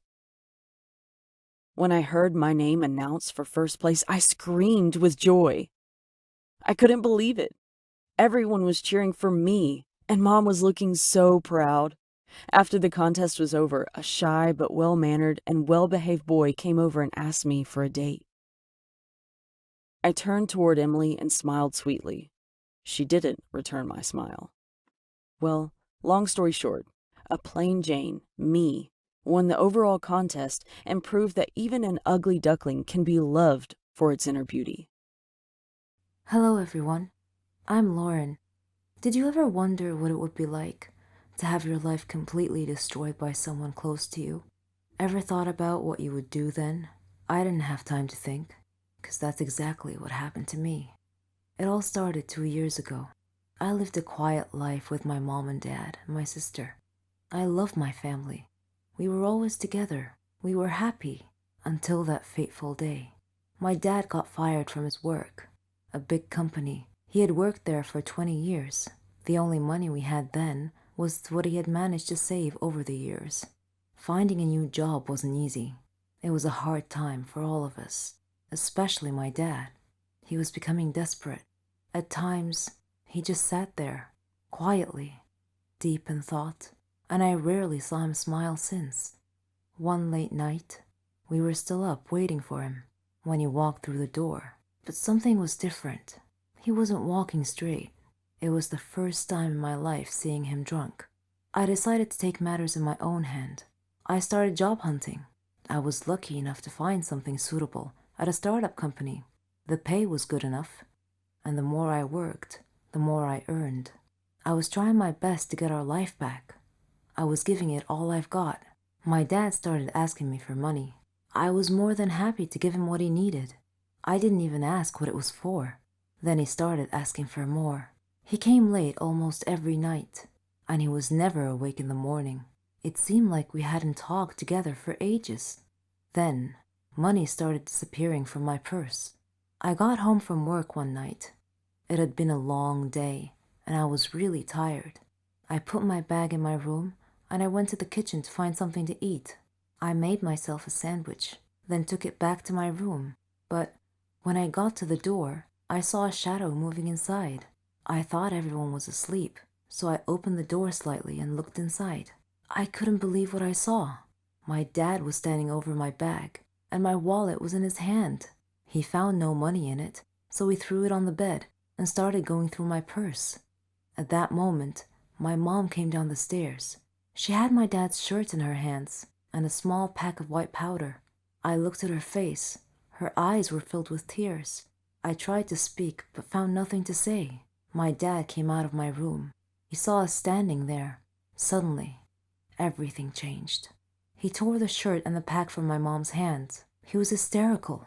He started breaking things around him. My mom and I were too scared to move, but then my sister came running down the stairs. He pulled her towards him and held a knife to her throat. He threatened to kill her if we didn't give him money. Without a moment's thought, I did what he asked. Things only got worse. Nothing was ever enough. He asked for more and more money, and if I refused, he'd get violent, beating up anyone in his path. I couldn't stand by and watch, so I would just give him what he wanted, until I decided enough was enough. He barged down the stairs one evening and asked for all the money I've got. I told him we had expenses to pay, the rent, school fees, but none of it mattered to him. He asked me again for the money and threatened me if I didn't do what he asked. I refused. He hit me so hard that I crashed my head against the wall and fell to the floor, bleeding. Everything went dark. My mom took me to different hospitals, and I had to do a lot of checkups and tests, but all the doctors said the same thing, that this was it. I was sentenced to live my life in darkness, never to see the light again. Bumping my head against the wall was one of the reasons, but apparently, my psychological state played a huge role in my recovery. The doctors suggested that I'd be taken to a psychiatrist. My dad felt sorry for what he had done to me. He quit the drugs and alcohol, tried to be proper, but it was because of him that I was in this state. I didn't know if I could ever find it in myself to forgive him. I was torn inside. He was my dad, but I couldn't forget what had happened. I stopped talking shortly after, and he left, disappearing from our lives. No one knew where he was or what he was doing. A year had passed, and he came home. He sounded good, kind of like how he was before. He's trying to make up for what he had done. But to me, nothing he does makes a difference anymore. I'm still in the dark. That's something I'm gonna have to live with my whole life. I can't change that. What do you think I should do? Hello, everyone. I'm Lauren. Did you ever wonder what it would be like to have your life completely destroyed by someone close to you? Ever thought about what you would do then? I didn't have time to think, because that's exactly what happened to me. It all started 2 years ago. I lived a quiet life with my mom and dad and my sister. I loved my family. We were always together. We were happy until that fateful day. My dad got fired from his work, a big company. He had worked there for 20 years. The only money we had then was what he had managed to save over the years. Finding a new job wasn't easy. It was a hard time for all of us, especially my dad. He was becoming desperate. At times, he just sat there, quietly, deep in thought, and I rarely saw him smile since. One late night, we were still up waiting for him when he walked through the door. But something was different. He wasn't walking straight. It was the first time in my life seeing him drunk. I decided to take matters in my own hand. I started job hunting. I was lucky enough to find something suitable at a startup company. The pay was good enough, and the more I worked, the more I earned. I was trying my best to get our life back. I was giving it all I've got. My dad started asking me for money. I was more than happy to give him what he needed. I didn't even ask what it was for. Then he started asking for more. He came late almost every night, and he was never awake in the morning. It seemed like we hadn't talked together for ages. Then, money started disappearing from my purse. I got home from work one night. It had been a long day, and I was really tired. I put my bag in my room, and I went to the kitchen to find something to eat. I made myself a sandwich, then took it back to my room. But when I got to the door, I saw a shadow moving inside. I thought everyone was asleep, so I opened the door slightly and looked inside. I couldn't believe what I saw. My dad was standing over my bag, and my wallet was in his hand.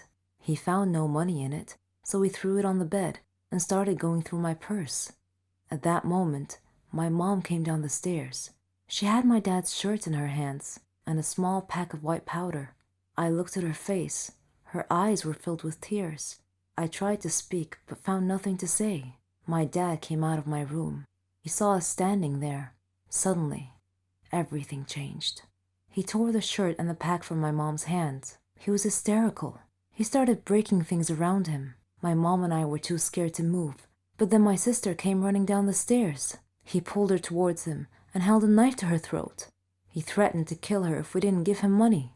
Without a moment's thought, I did what he asked. Things only got worse. Nothing was ever enough. He asked for more and more money, and if I refused, he'd get violent, beating up anyone in his path. I couldn't stand by and watch, so I would just give him what he wanted, until I decided enough was enough. He barged down the stairs one evening and asked for all the money I've got.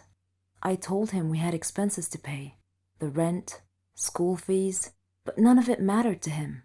He asked me again for the money and threatened me if I didn't do what he asked. I refused. He hit me so hard that I crashed my head against the wall and fell to the floor, bleeding. Everything went dark. My mom took me to different hospitals, and I had to do a lot of checkups and tests, but all the doctors said the same thing, that this was it. I was sentenced to live my life in darkness, never to see the light again. Bumping my head against the wall was one of the reasons, but apparently, my psychological state played a huge role in my recovery. The doctor suggested that I'd be taken to a psychiatrist. My dad felt sorry for what he had done to me. He quit the drugs and alcohol, tried to be proper, but it was because of him that I was in this state. I didn't know if I could ever find it in myself to forgive him. I was torn inside. He was my dad, but I couldn't forget what had happened. I stopped talking shortly after, and he left, disappearing from our lives. No one knew where he was or what he was doing. A year had passed, and he came home. He sounded good, kind of like how he was before. He's trying to make up for what he had done. But to me, nothing he does makes a difference anymore. I'm still in the dark. That's something I'm gonna have to live with my whole life. I can't change that. What do you think I should do? These things could be considered blessings from God, especially if you are very successful in all aspects of your life. You should be very grateful and appreciate all these gifts, because if you take them for granted and then lose them, you will regret it deeply. Believe me, I know. And my story is how I know. My name is Chris. I am 39 years old and am a news presenter for a local TV channel.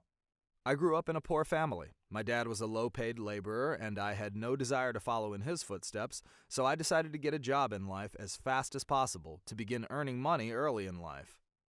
I first worked as a grocery clerk in sales in a packaging plant.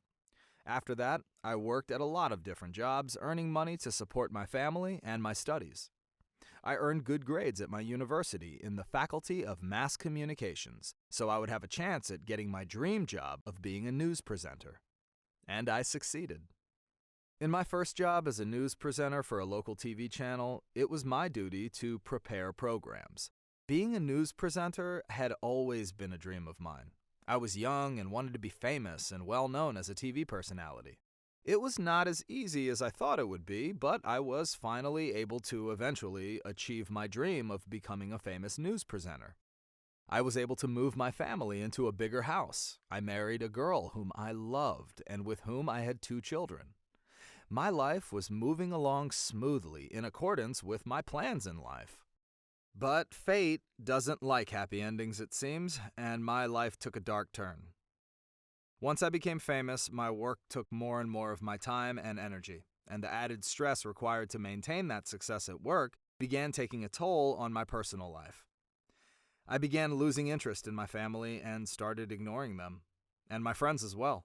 Spending too much time at work caused me to miss important things in my life, like my kids' and my friends' birthdays, my wedding anniversary, time with my parents, and intimate time with my wife. Ignoring my wife and family caused many domestic arguments. These increased over time and began to affect my work.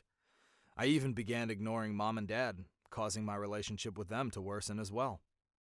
Dad blamed me for seeking luxury and fame at the expense of my family.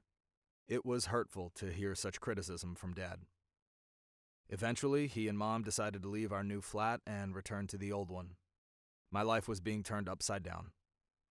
I became so stressed out and irritable that friction with my wife and my kids caused my wife to threaten to leave me and take the kids with her. We ended up quarreling about this even, and I drove them away as well. Fame had improved my life up to a certain point, but was now destroying my life. As I saw it, I had 2 options. Continue down this path and continue destroying my life, or accept that fate had given me a wake-up call, that I need to rethink my life and change course. Also at this time of deep contemplation, I began getting severe headaches, like migraine headaches that worsened day by day. A friend of mine recommended that I go see a doctor, so I took his advice. I went to a doctor who was quite well known, and he told me that I had a tumor in my brain. Woe is me. Was this downhill trend in my life ever going to stop? I guess not, because then he continued with more bad news. That I just had 30 days to live. I didn't know what to do. First, I called Dad. I knew that he was upset with me, as were my friends, wife, and kids. It seemed that I might be doomed to die alone. I began reminiscing about the good old days, when my nice home was filled with happiness and my children laughing, playing, and shouting. But now, it sat silent and empty. Having only 30 days to live, I felt that I needed to fix my life before it was too late. So I took action. I took a vacation from work and went to visit Mom and Dad. After hugging and talking to them, my eyes were filled with tears. Learning what I had given up in pursuit of success tore at my heartstrings. They asked about my health, and I concealed my condition and told them I was quite well. I apologized for my past bad behavior and promised them that I would change for the better. Dad forgave me because he didn't want to see me so sad and miserable, so I was able to reconcile with both of them. Mom asked about my wife and kids, and upon learning that they had left me, she said that I needed to reconcile with them too. I told her that I would do that I planned to fix everything. So I returned to our old home and was putting some flowers on the doorstep when my wife happened to open the door to find me there. I tearfully asked her to forgive me and to move back into our new home to live with me again. I promised them that making them happy would be my only purpose in life from that point forward. The strange thing is that I not only changed for the better, but I was even better than I was before things had gotten worse. I spent all my time with my parents, my family, and my friends. We met every week to gather fun and barbecue cookout parties. During my spiritual renaissance, my renewed enjoyment of life, my phone kept ringing a lot, but I figured it was just the doctor with more bad news, so I ignored it.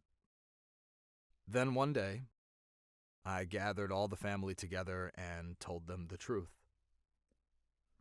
That I was going to die very soon. It was a major shock to everyone. My wife fainted, and my parents and kids were all crying.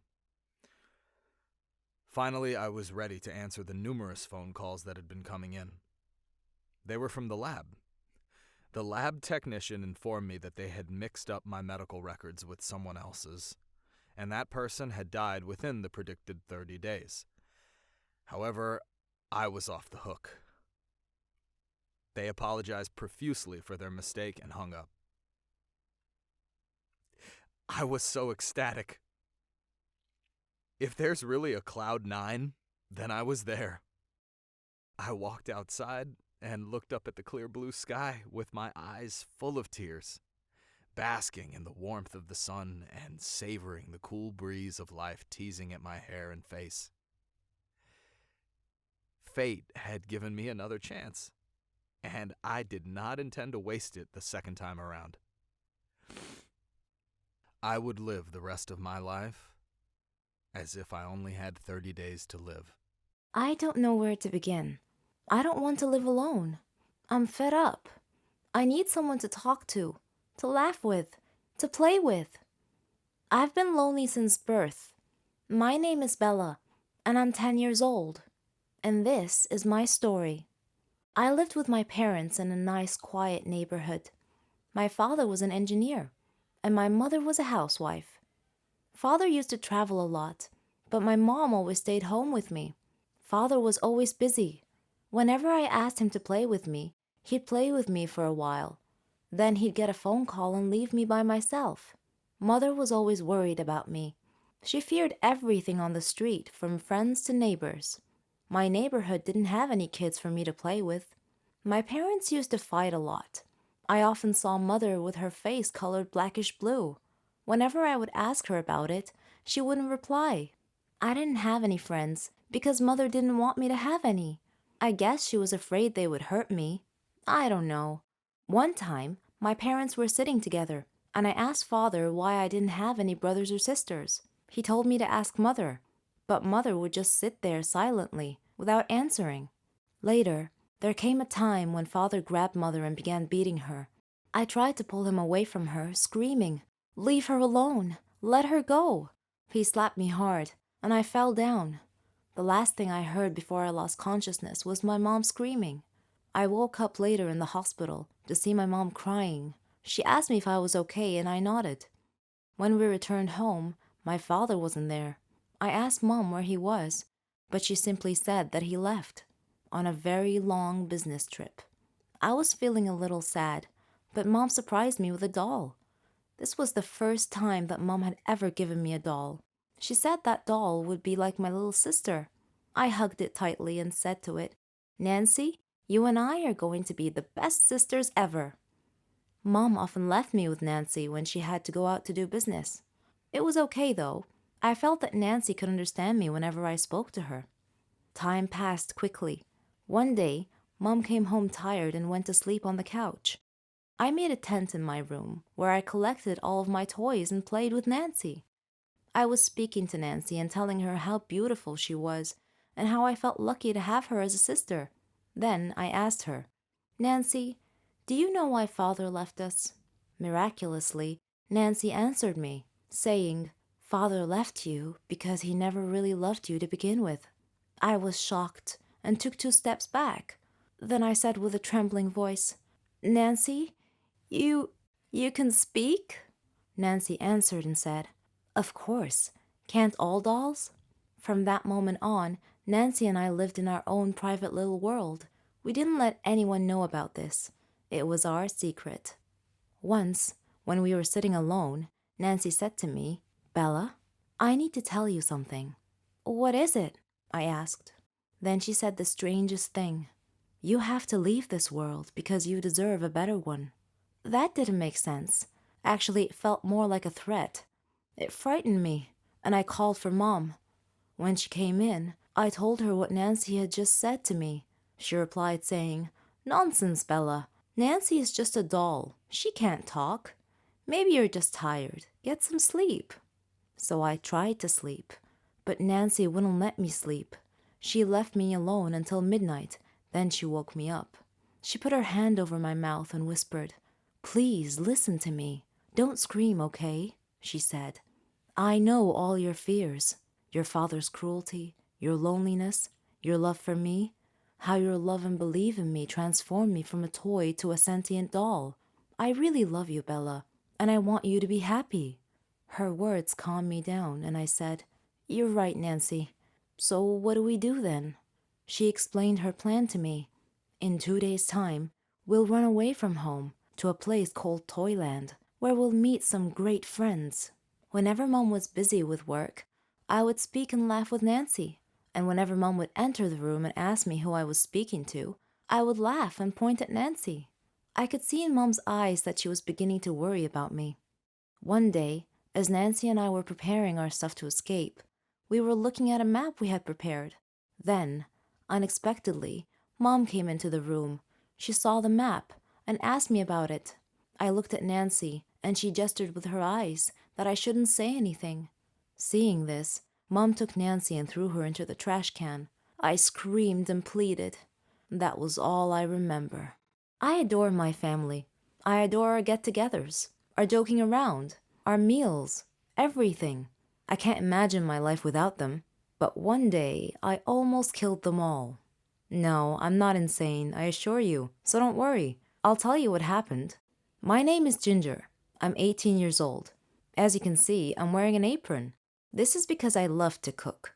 I like all things kitchen-related. My happiest moments are when I see my family eating a meal together. I always cook for them. They enjoy it too, and they support me. They let me try different dishes from different countries. I like to listen to their opinions about my cooking skills. I'm also addicted to cooking programs. One day, my cousin Charlotte came to visit before Thanksgiving Day. She likes to dress all in black, and today was no exception. For some reason, she had called me earlier and asked me if I had ever heard of Thanksgiving's Day curse. I said no, of course, so she told me that the curse applied to large families who ate a big meal together on Thanksgiving. The curse was the result of an evil spirit named Vicky, who would possess the cook's body in some family's household and poison the whole family. She said that Vicky used to be a housewife who was a great cook and who loved her family, and yet she poisoned them all during Thanksgiving meal. She watched them die one by one, and then she killed herself as the grand finale. At first, I thought Charlotte was joking and trying to scare me, and I told her that it was nonsense, just an old wives' tale. But she said that every legend was usually based on facts. I paused for a second. That was partly true. I went to my room and searched the internet and found the same information about the curse that she had relayed to me, which frightened me even more. Vicky was just like me, or was it the opposite? I stopped myself from getting deeper into this. I needed to focus on preparing the meal. On Thanksgiving's Day, my father bought some groceries, which included a white bottle of liquid. I presumed it to be milk, though it smelled a little weird, but I thought it was my imagination.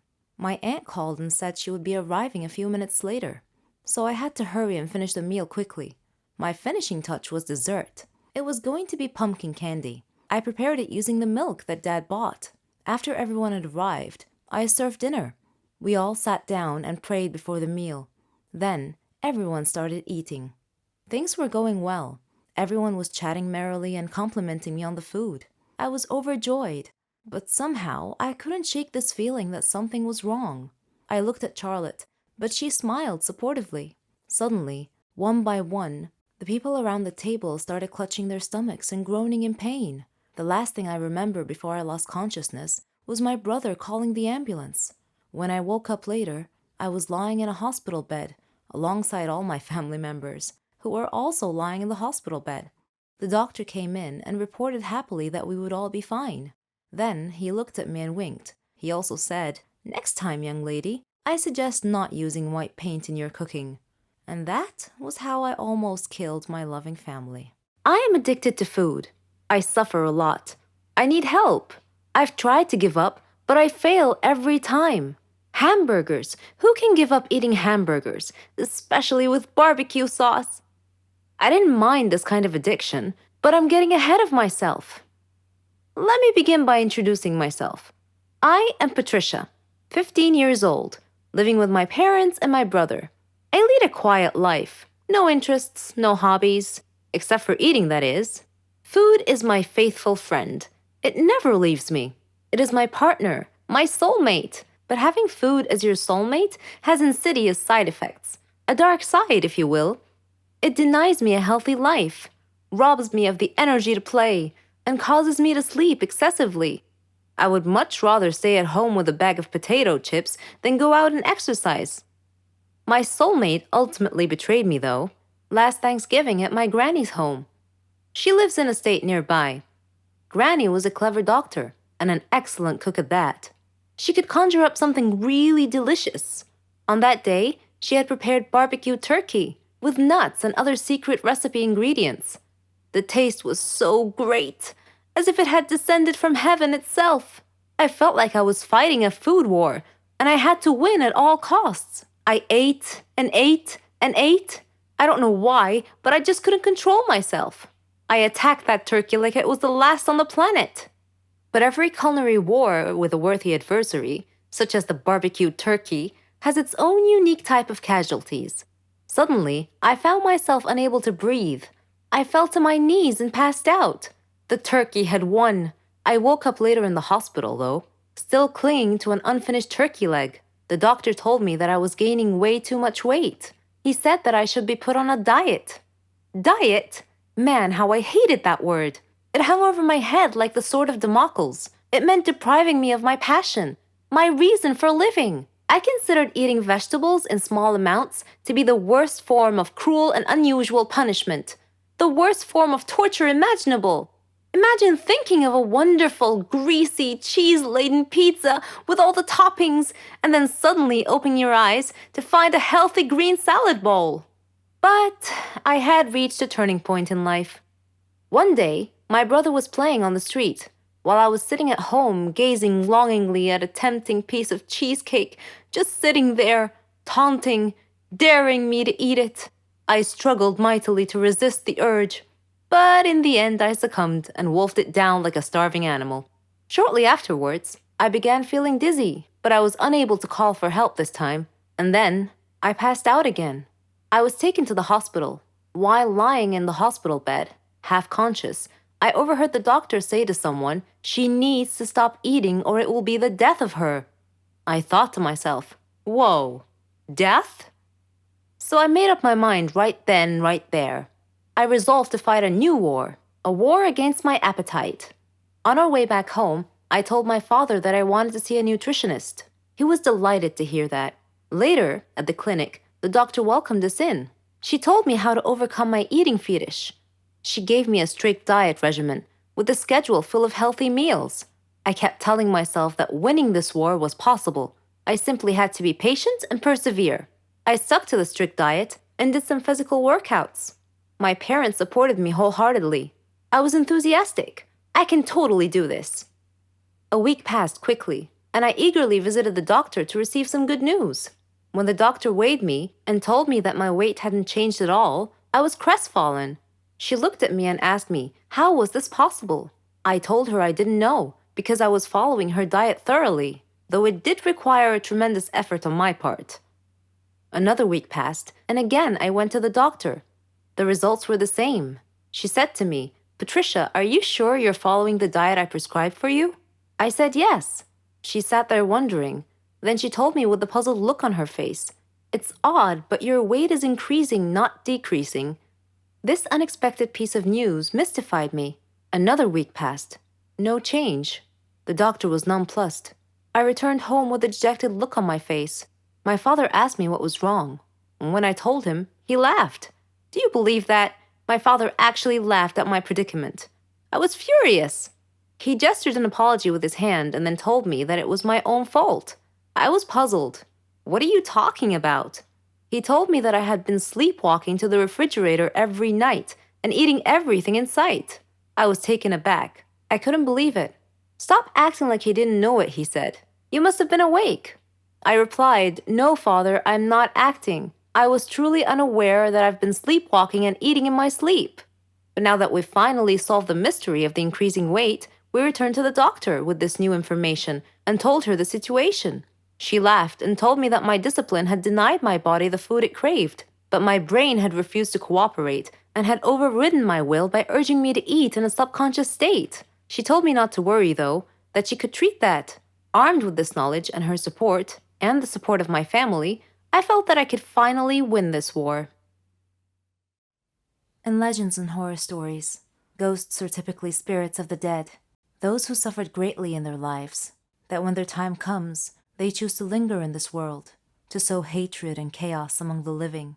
Do you believe this, that there are vengeful spirits living among us, right here, right now? I do, and my story will tell you why. I'm Martha.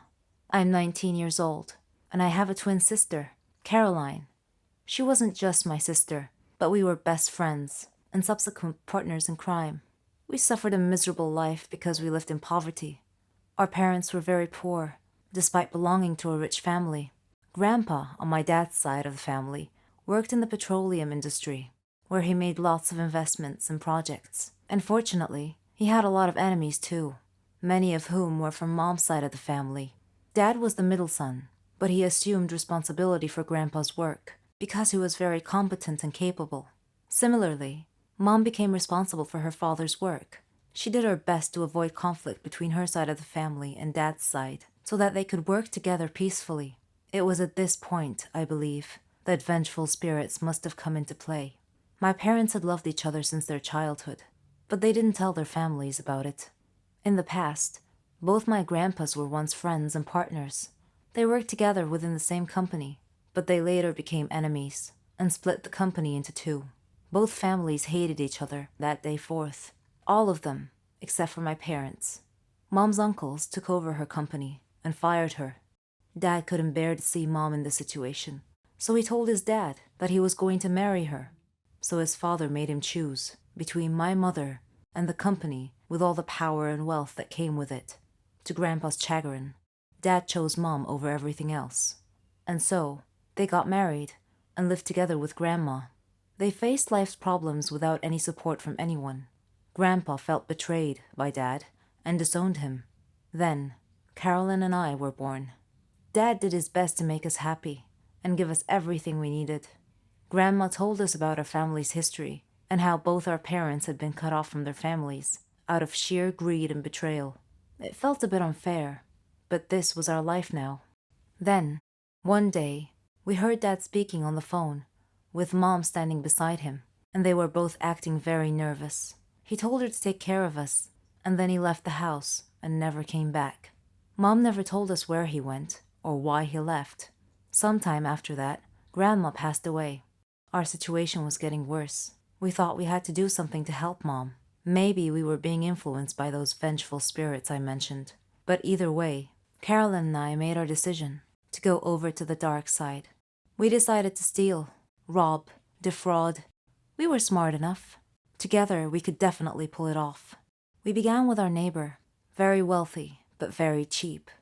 We figured she must be keeping her money somewhere in the house, since she didn't believe in leaving a dime in the bank's care and was completely convinced that they would steal her money. Lucky for us, I guess. And we were right. We infiltrated her house when she was away and found a load of money stashed away under a loose tile on the floor. Took some time to find, but we got it. When we got home, the house was completely deserted. Mom wasn't there. Her clothes were all gone from the wardrobe. We were on our own now. We began exploiting jewelry shop owners.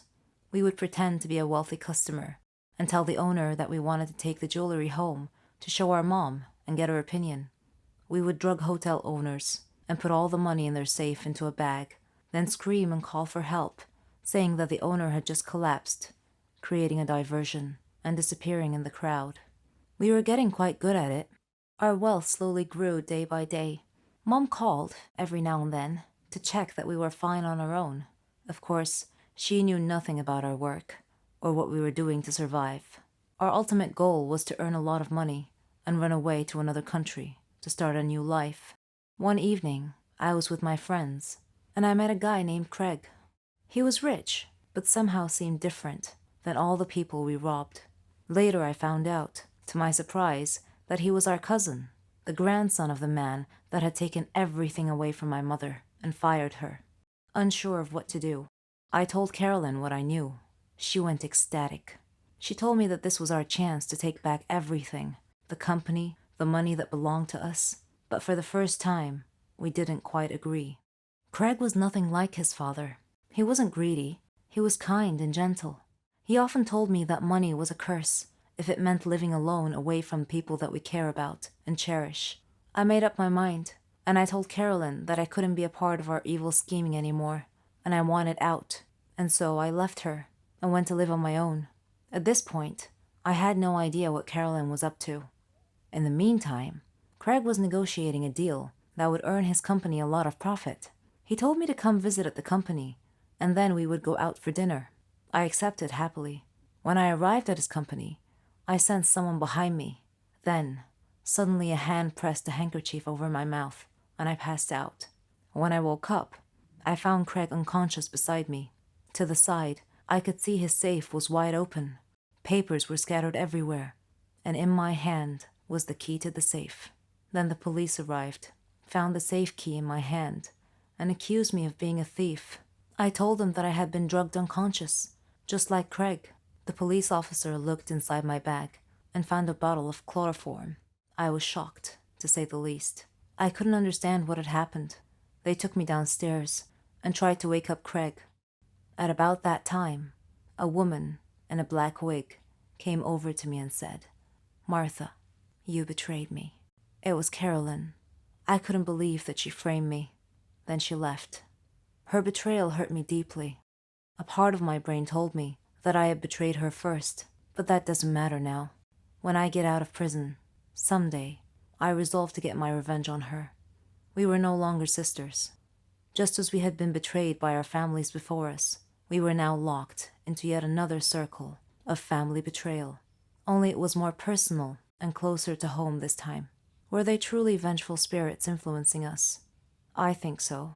What about you? Hi, my name is Esmeralda, and I'm 21 years old.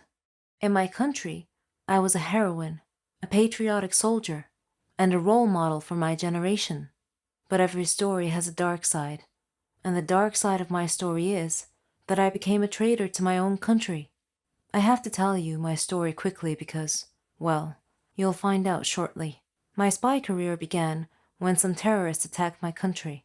I was assigned to a counter-terrorism battalion, and we were fighting for our lives. Though we were a strong group, the terrorists were suicidal maniacs who had decimated our troops by just charging into our midst and detonating their explosive vests. Only a few of us survived. fighting against overwhelming odds. Then, an opportunity revealed itself. I noticed that the terrorists were hiding behind some large pipes, natural gas pipelines. As a matter of fact, I shot the biggest pipe and killed them all. I became the heroine to a grateful nation, and suddenly, people were naming their children after me. Everyone wished to be like me. Then, one day, I received a phone call from an anonymous caller who threatened to kill my family if I didn't do what he demanded. So, I met with him and his cronies. The moment I saw him, I could see that he meant business. He was a no-nonsense type of individual. Sure enough, he got straight down to business. He wanted me to tell them all our military secrets, weapons, plans, base, and camp locations, everything. If I didn't agree, they threatened to kill everyone in my family, starting with my father, who lived in another city. He said he was recording our meeting, said that if I betrayed this group, they would send the recording to my leaders. I submitted to their demands, because I couldn't bear to cause my family harm. I now had to wear two faces, the heroine and the treacherous informer. I was pleasantly surprised to find that they paid me well for the information I was passing them. My own country hadn't paid me a dime for being their national heroine. So, at least I felt valued and appreciated by the other side. The utility of the information I was supplying them became evident as I watched news reports of new successful terrorist attacks on our country, military bases, camps, and armories. Naturally, our top brass knew that there must be a traitor in their midst, but they had no suspects because I was being very careful. Then, one day, as I was meeting with my terrorist contact to pass on some more information, our soldiers burst into the room and took the terrorists into custody. It turns out that my side had suspected me and had followed me there. The officer told me that I was the last person he would have ever suspected of being a traitor. I offered my hands to him to be handcuffed and taken in. I figured at least 10 years in prison, but he made no move to handcuff me. Instead, he just looked at one of his lieutenants, who then pulled out his gun, pulled back its slide, and chambered a round. It seemed that my sentence was to be executed, right here, right now. One of the best feelings in the world for any woman is being a mother. To have someone love you for who you are, for just being you, and expect nothing in return. You're the heroine of their story. You become everything they ever dreamed, and you'd give anything to see a smile on their face. I'm proud to say that I'm a mother to 50 kids. I know that's a lot, but let me tell you the story. I'm Susan, 20 years old. I come from a very rich family. My dad's Stefan Heiss, a very famous businessman. Yes, the owner of Heiss Cars Industry. My mom's Elena. She comes from a very rich family in Sweden. She married my dad and they built their life from scratch. I loved kids, ever since I was a kid. Sometimes I feel like they're walking cotton candy. Their laughs, their mischief. All the kids in our family loved me, and I loved them. Even my aunts said that I'd make a great mother someday. So did Henry. Henry was my childhood friend. We grew up together. We had the same interests, same hobbies. We even thought alike. We got married and started our life together. We were young, but our dreams were big. I was thrilled when I found out that I was pregnant, and Henry was so happy he couldn't believe it. He did everything he could to help me relax. He couldn't wait to be a father. But destiny had something else in store for us. We had just arrived from Sweden. Henry had a problem at work. He was talking on the phone while driving at high speed on a dangerous road. I tried to tell him to watch the road, but it was too late. A truck came out of nowhere and pushed our car off the side. We fell into the lake, and we were unconscious. When I woke up, I found my mother and Henry's mother both looking at me, trying their best not to cry, and I soon found out why. In order to save my life, they put me through an operation. Not only have I lost my child, but I won't be able to have one ever again. Henry was also bruised, but my wounds ran way deeper. That was it, and I could never forgive him. If it weren't for him, none of this would have happened, I thought. None of it. I got a divorce later, after Henry tried over and over and over to fix the situation, to apologize, to ask for a second chance, but all I saw were empty words. There was no second chance. I tried to keep myself busy, find a way to invest my money and time, trying to get my mind off the accident. I decided to open up a toy store. I wanted to bring joy to all the children. One day, as I was standing in my store, I glimpsed a small boy standing out front, looking at a toy. The boy was alone, about 8 years old, but that wasn't all. His clothes were patched up and looked more like rags. His face and hands were dirty, and he just stood there, looking at the doll, daydreaming. I found myself walking out to him, but when he saw me coming, he ran away. A few days passed, and that boy's gaze was all I thought of. Then, one day, I found him outside the store again, looking at a different toy. I moved towards him slowly this time, till I was right beside him. Then I said, "Do you like it?" The boy freaked out and tried to run again, but I caught his arm this time and said, "Don't be afraid. I'm Susan." The boy looked at me, terrified, and I smiled. He started to relax.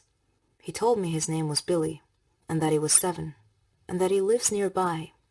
When I asked him about his parents, he said he never knew them, that he lived with Uncle Max. I asked him who Uncle Max was, but he cast his eyes down and was nervous all of a sudden. He looked a bit scared. I got curious, so I took him home with me, let him shower, and prepared a hot meal. I told him that I'd take him home after he'd eaten. I asked him about where he lived. He was quiet for a second. Then he said he had to go, that his brothers and sisters were waiting for him. I asked him how many he had. "Around 50, he said. I was shocked. He told me that they all lived in a big room with Uncle Max. "But how is this Uncle Max able to look after you all?" I asked curiously. But he got nervous again, and he insisted that he must leave, so I decided to take him there. Maybe it'll help clear some of the mystery, I thought. I drove, and Billy was guiding the way, until we got there. The place was a bit far from all the other houses. It looked more like a dump, with some sort of shack built on it. A man was standing in front of the door, holding a kid by the arm and beating him senseless. The boy was younger than Billy, and Billy was shaking next to me, mumbling to himself, "He's gonna hit me too. I'm so late." Then he turned to me and said, "Bye, Susan. You have to leave now, quickly." And then he ran towards the shack. I backed up the car and stood nearby to see what happens. The man hit him hard across the face, and I heard him say, "Where's the money you stole today, boy?" Billy turned out his empty pockets, and the man dragged him inside by the collar. I wanted to help, so I decided to call Henry, who was more than happy to answer my call. I told him what had happened, and he came to me. We approached the shack together slowly and looked through the window. A lot of children, ages from 3 to 7. The place was a real dump. The man was sitting at a table. It had food and drink. Billy was dragging a heavy sack on the floor, and another kid was carrying a cup to bring to the man, who snatched it out of the boy's hand. Then he got up and started waking the rest of the kids, telling them to get out there and bring him money, that they would face a real nightmare if they didn't. I wanted to barge in, but Henry stopped me. He called the police instead. The police came quickly, and they caught the man. Apparently, he kidnapped these children from parks and surrounding areas, so they could steal for him, and he would starve them and beat them. The police didn't know what to do with all the children, and I felt like this was my second chance. I told the police that I would build a home big enough, and I would take them all in, to give them the care and love that they deserve. And that is how I became a mother to 50 kids. Could you live with yourself if you found out your whole life turned out to be a lie? That you are not who you thought you were? My story may strike you as a silly Hollywood drama, but every word of it is true, I swear. My name is Tasha, and I am 19 years old. I'm in the 12th grade, and I live with my family in a posh mansion. I was an only child, so my parents spoiled me by giving me everything I could ask for. Love, protection, the finest education, material things. My father always worried for my safety. He was so protective that it annoyed me, though I loved him for it. I lived the life that every teenager could only dream about. I had a car, money, and the ability to travel the world if I so desired. The only strain on my existence, as it were, was when I discovered a secret about my life, which is what this story is about. It was the first day of a new school year. The school day was over, and I was walking home with my friends when I noticed a woman standing across the street. She was watching me closely, as if she knew me. Perhaps I resembled one of her friends or relatives. This situation repeated itself on many occasions. Her stalking of me made me feel uneasy, even though she didn't look threatening in the least. So one day, I decided to exit out of the back side of the school instead of the front side. Then I peeked around the corner of the school building to observe her. She was scanning the exiting students carefully, one by one. She looked annoyed that she couldn't find me. Then I sneaked around behind her and tapped her on the shoulder. When she turned around and saw me, her face lit up with joy. I told her that I had seen her watching me every day and asked her why she was doing so. It seemed that she wanted to burst into a lengthy conversation, but instead she stopped herself and calmly handed me a letter. Then she began crying and left me quickly. I resisted opening the letter until I got home, sat down, and got comfortable. Then I proceeded to open the letter. It contained a calendar date and a simple note. Research this date and you will know everything.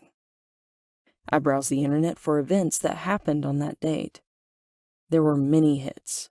One hit was a news article about a woman who had killed her husband. Her husband had been constantly abusing her and her baby girl, so the woman had sold her daughter to a rich man to protect her life.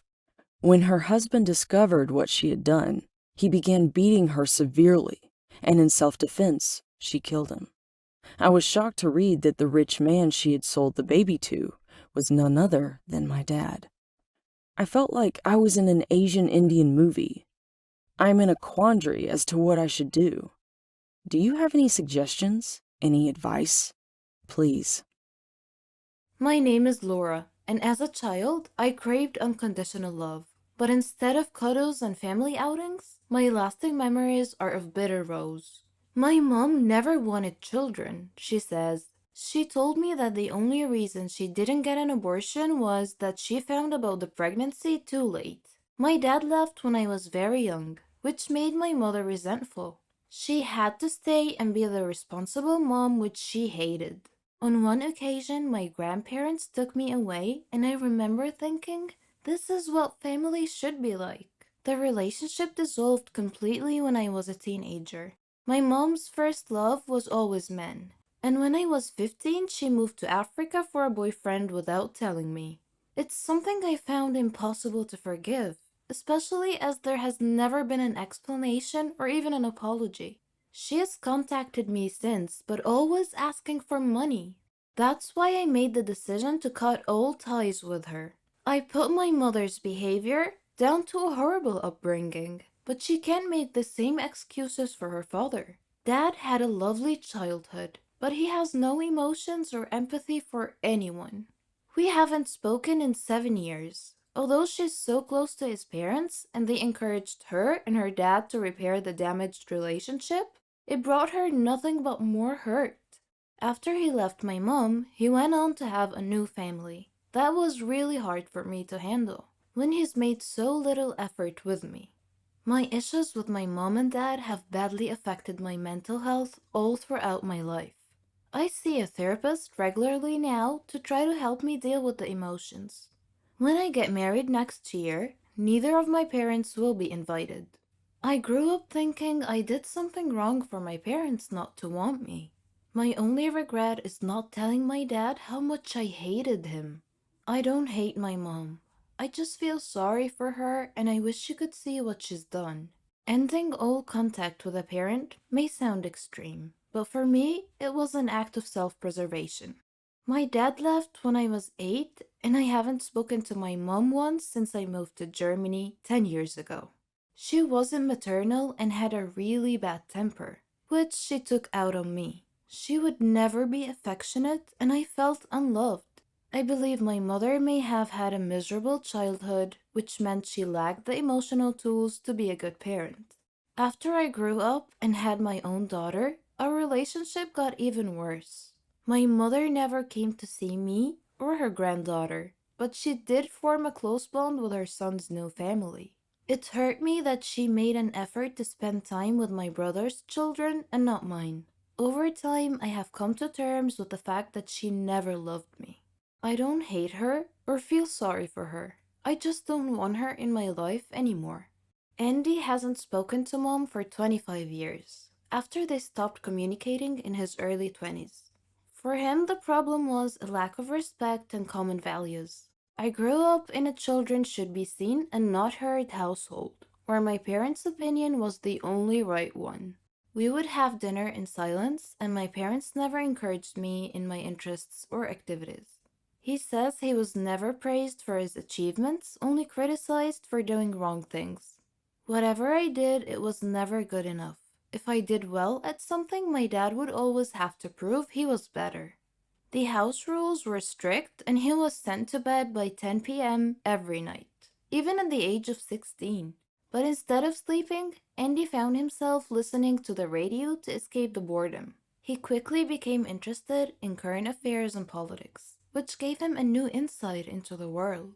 It made me realize that my parents' views were snobby, sexist, and racist. I was never allowed to voice any opinion that contradicted their views, or I'd be sent to my room. It made me lose respect for them. Andy and I were living in the same house, but we hadn't had a conversation for over a year. I can't say I regretted not making up with him. He was miserable to be around. Several years later, Andy graduated from university and bought a house. I was so proud, but my mom told me it was horrible. She said it looked like a council house and asked why he wanted to live in a slum. As his career advanced, she became more critical and constantly compared him with his half-brother. I was 21 and felt successful, but she was ashamed of everything I did because it didn't fit her snobbish ideals. Eventually, he stopped contacting both my mother and his brother, and has never looked back. It wasn't really a difficult decision to make because we had nothing in common and they didn't accept me or my life choices. Andy understands why some people see this as a surprising decision, but has no interest in sustaining a relationship for the sake of it. I feel like seeing your parents out of duty is wrong. If you have made no effort to build a relationship with your children, I don't think you can expect them to be there. For other families, the rift is a result of the parents' divorce. Like my friend Helen, she lost contact with 2 of her 4 adult children this year, after ending an emotionally abusive relationship with her father. Since they separated in 2011, it's been a slow process of parental alienation. Her son hasn't spoken to her since last year, and her middle daughter is now ghosting her on every channel of communication. She believes her former partner has used the same manipulation tactics on her children as those that destroyed their marriage. Once the kids got older and she developed her own life and interests, her ex became controlling and tried to stop her from doing the things that she liked. During a period of gaslighting that spanned many years, she says he told lies about her behavior to friends and family. Once he told them she was drunk and suicidal and she had gone missing. In reality, she had gone to the supermarket. When she joined a local band, he told everyone she was crazy and that she wanted to run away and become famous. Over time, her husband's side of the story was believed and Helen began feeling alienated from her family. She sadly lost her mom a few years ago, and her dad is a man's man and took her ex's side. The divorce impacted the children big time and damaged them emotionally. Despite making every effort to build bridges with her children, she admits she doesn't know what their father has told them. He has always made an argument before parties and celebrations to prevent her from coming to the event. He also accused her of having an affair, even though she never cheated on him. The relationships with her 2 estranged children became so strained that she wasn't given a chance to discuss what had happened. The only explanation they've ever given her is that she doesn't care about them or that she treats them as little kids. Though losing contact has been an extremely painful experience for both of us, I don't blame anyone. Not me, not my mom, not Helen, and not her children. It's no one's fault. I can very much relate to how Helen's children felt. They're like goldfish swimming in a tank where someone keeps adding a tiny bit of color every day until they start to see things in a completely different way. I would love a chance to reconnect with my mom, but I can't see how it will happen. At the moment, I feel like I'm standing outside and they're inside a glass room. I really miss my mom, my brother, and definitely my dad. Friendship is not a word that is easily described. In fact, those who know the true meaning of it are scarce. It usually comes with a bond of trust that is not easily broken. The question is, can you believe in that bond till the very end, no matter what? My name is Sophie. I'm 21 years old. I used to live with my parents and my two siblings, Lena and Brian. Dad's an architect. Mom's a doctor. But she had to leave her job to take care of Brian and Lena because they were young and still needed her care and attention. And for a long time, so did I. As a kid, my parents were always worried about me. I didn't have any friends at school, and I was very shy. I would immediately cry when something happened, but all that changed when I met my guardian angel, Matilda. The way we met was somewhat bizarre. I did pretty well in my studies at school. I had hobbies like art and music. Unfortunately, there was this one group of girls who liked to bully people like me. One day, in science class, I was carrying a project I was working on when those girls stopped me and tried to take my project. Just when I was about to cry and let them steal it from me, a girl appeared and told them to leave me alone, or else they would have to deal with her. When they saw her, they looked frightened and left in a hurry. I didn't know the girl, but when I turned to look at her, I saw that she was a tall brunette with a beautiful smile. She took my project and held it for me because I was shaking and sobbing. Then she walked me to class and told me she would be back during break to check on me. As she was leaving, she called back to me and shouted that her name was Matilda and said that she would see me later. She did indeed come back during break. The clique of bully girls left me alone after that and kept their distance from Matilda as well. I asked Matilda why they were so afraid of her. She laughed and said it was a long story, but the short version was that she beat them up once and they became afraid of her and stayed clear ever since. I asked her how she knew that those girls were always bothering me. She said it was pure coincidence, that she had happened to be in the classroom the day they tried to take my project from me. She said that I looked so helpless that she decided to step in. I asked her to be my friend. She teared up a little and said, "Of course," and from that day forward, we became the best of friends. I was cheerful every day now, and we grew closer and closer together. The happiest days of my life. Her story was unusual. Her dad was a boxer. Her parents split up because her mom couldn't stand the thought of him risking his life boxing every day, so she left. Her dad did his best to look after Maddie and her two little sisters. Then, one day, he was killed by thieves who robbed him as he was coming home from work, leaving Maddie to raise her siblings alone. This heavy responsibility matured her and toughened her character. She taught me to be bold, to love adventures. I feared nothing with her there. I dealt with situations decisively, without hesitation. We were like two separate halves of a ship sailing in the dark that happened to find each other one night and came together to complete each other. This was how I met Maddie, and our friendship grew stronger year after year. Maddie and her sisters were like my own sisters. We were all one big happy family, until something happened that disturbed the fabric of our universe.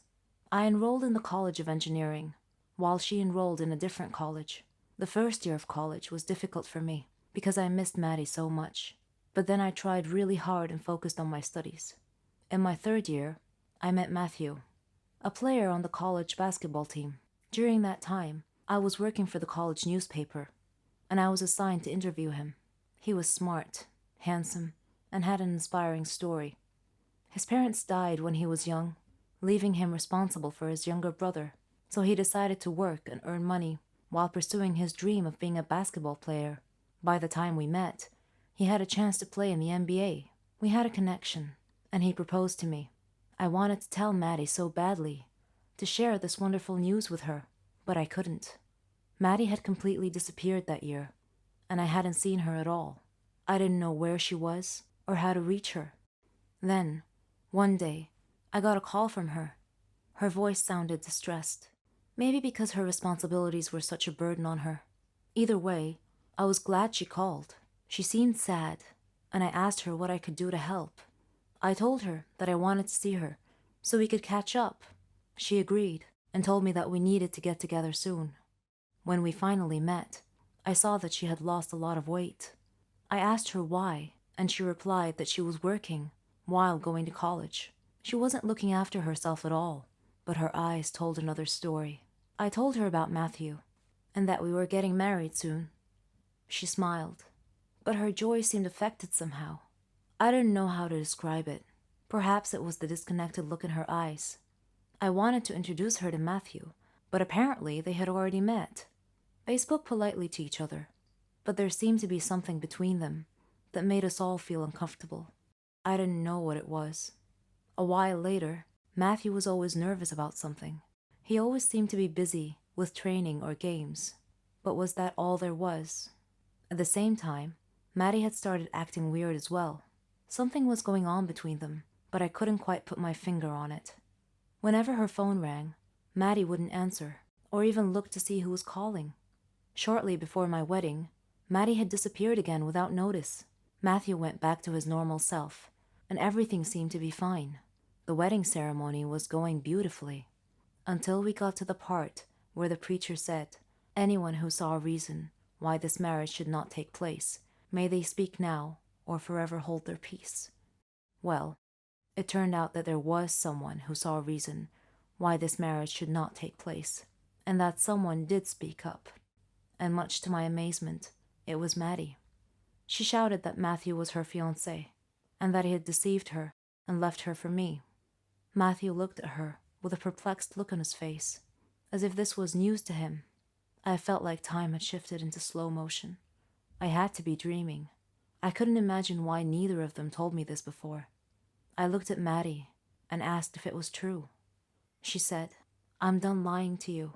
I don't want to act anymore. Meeting you has been the most horrible thing that has ever happened to me. My life was going well till I met you.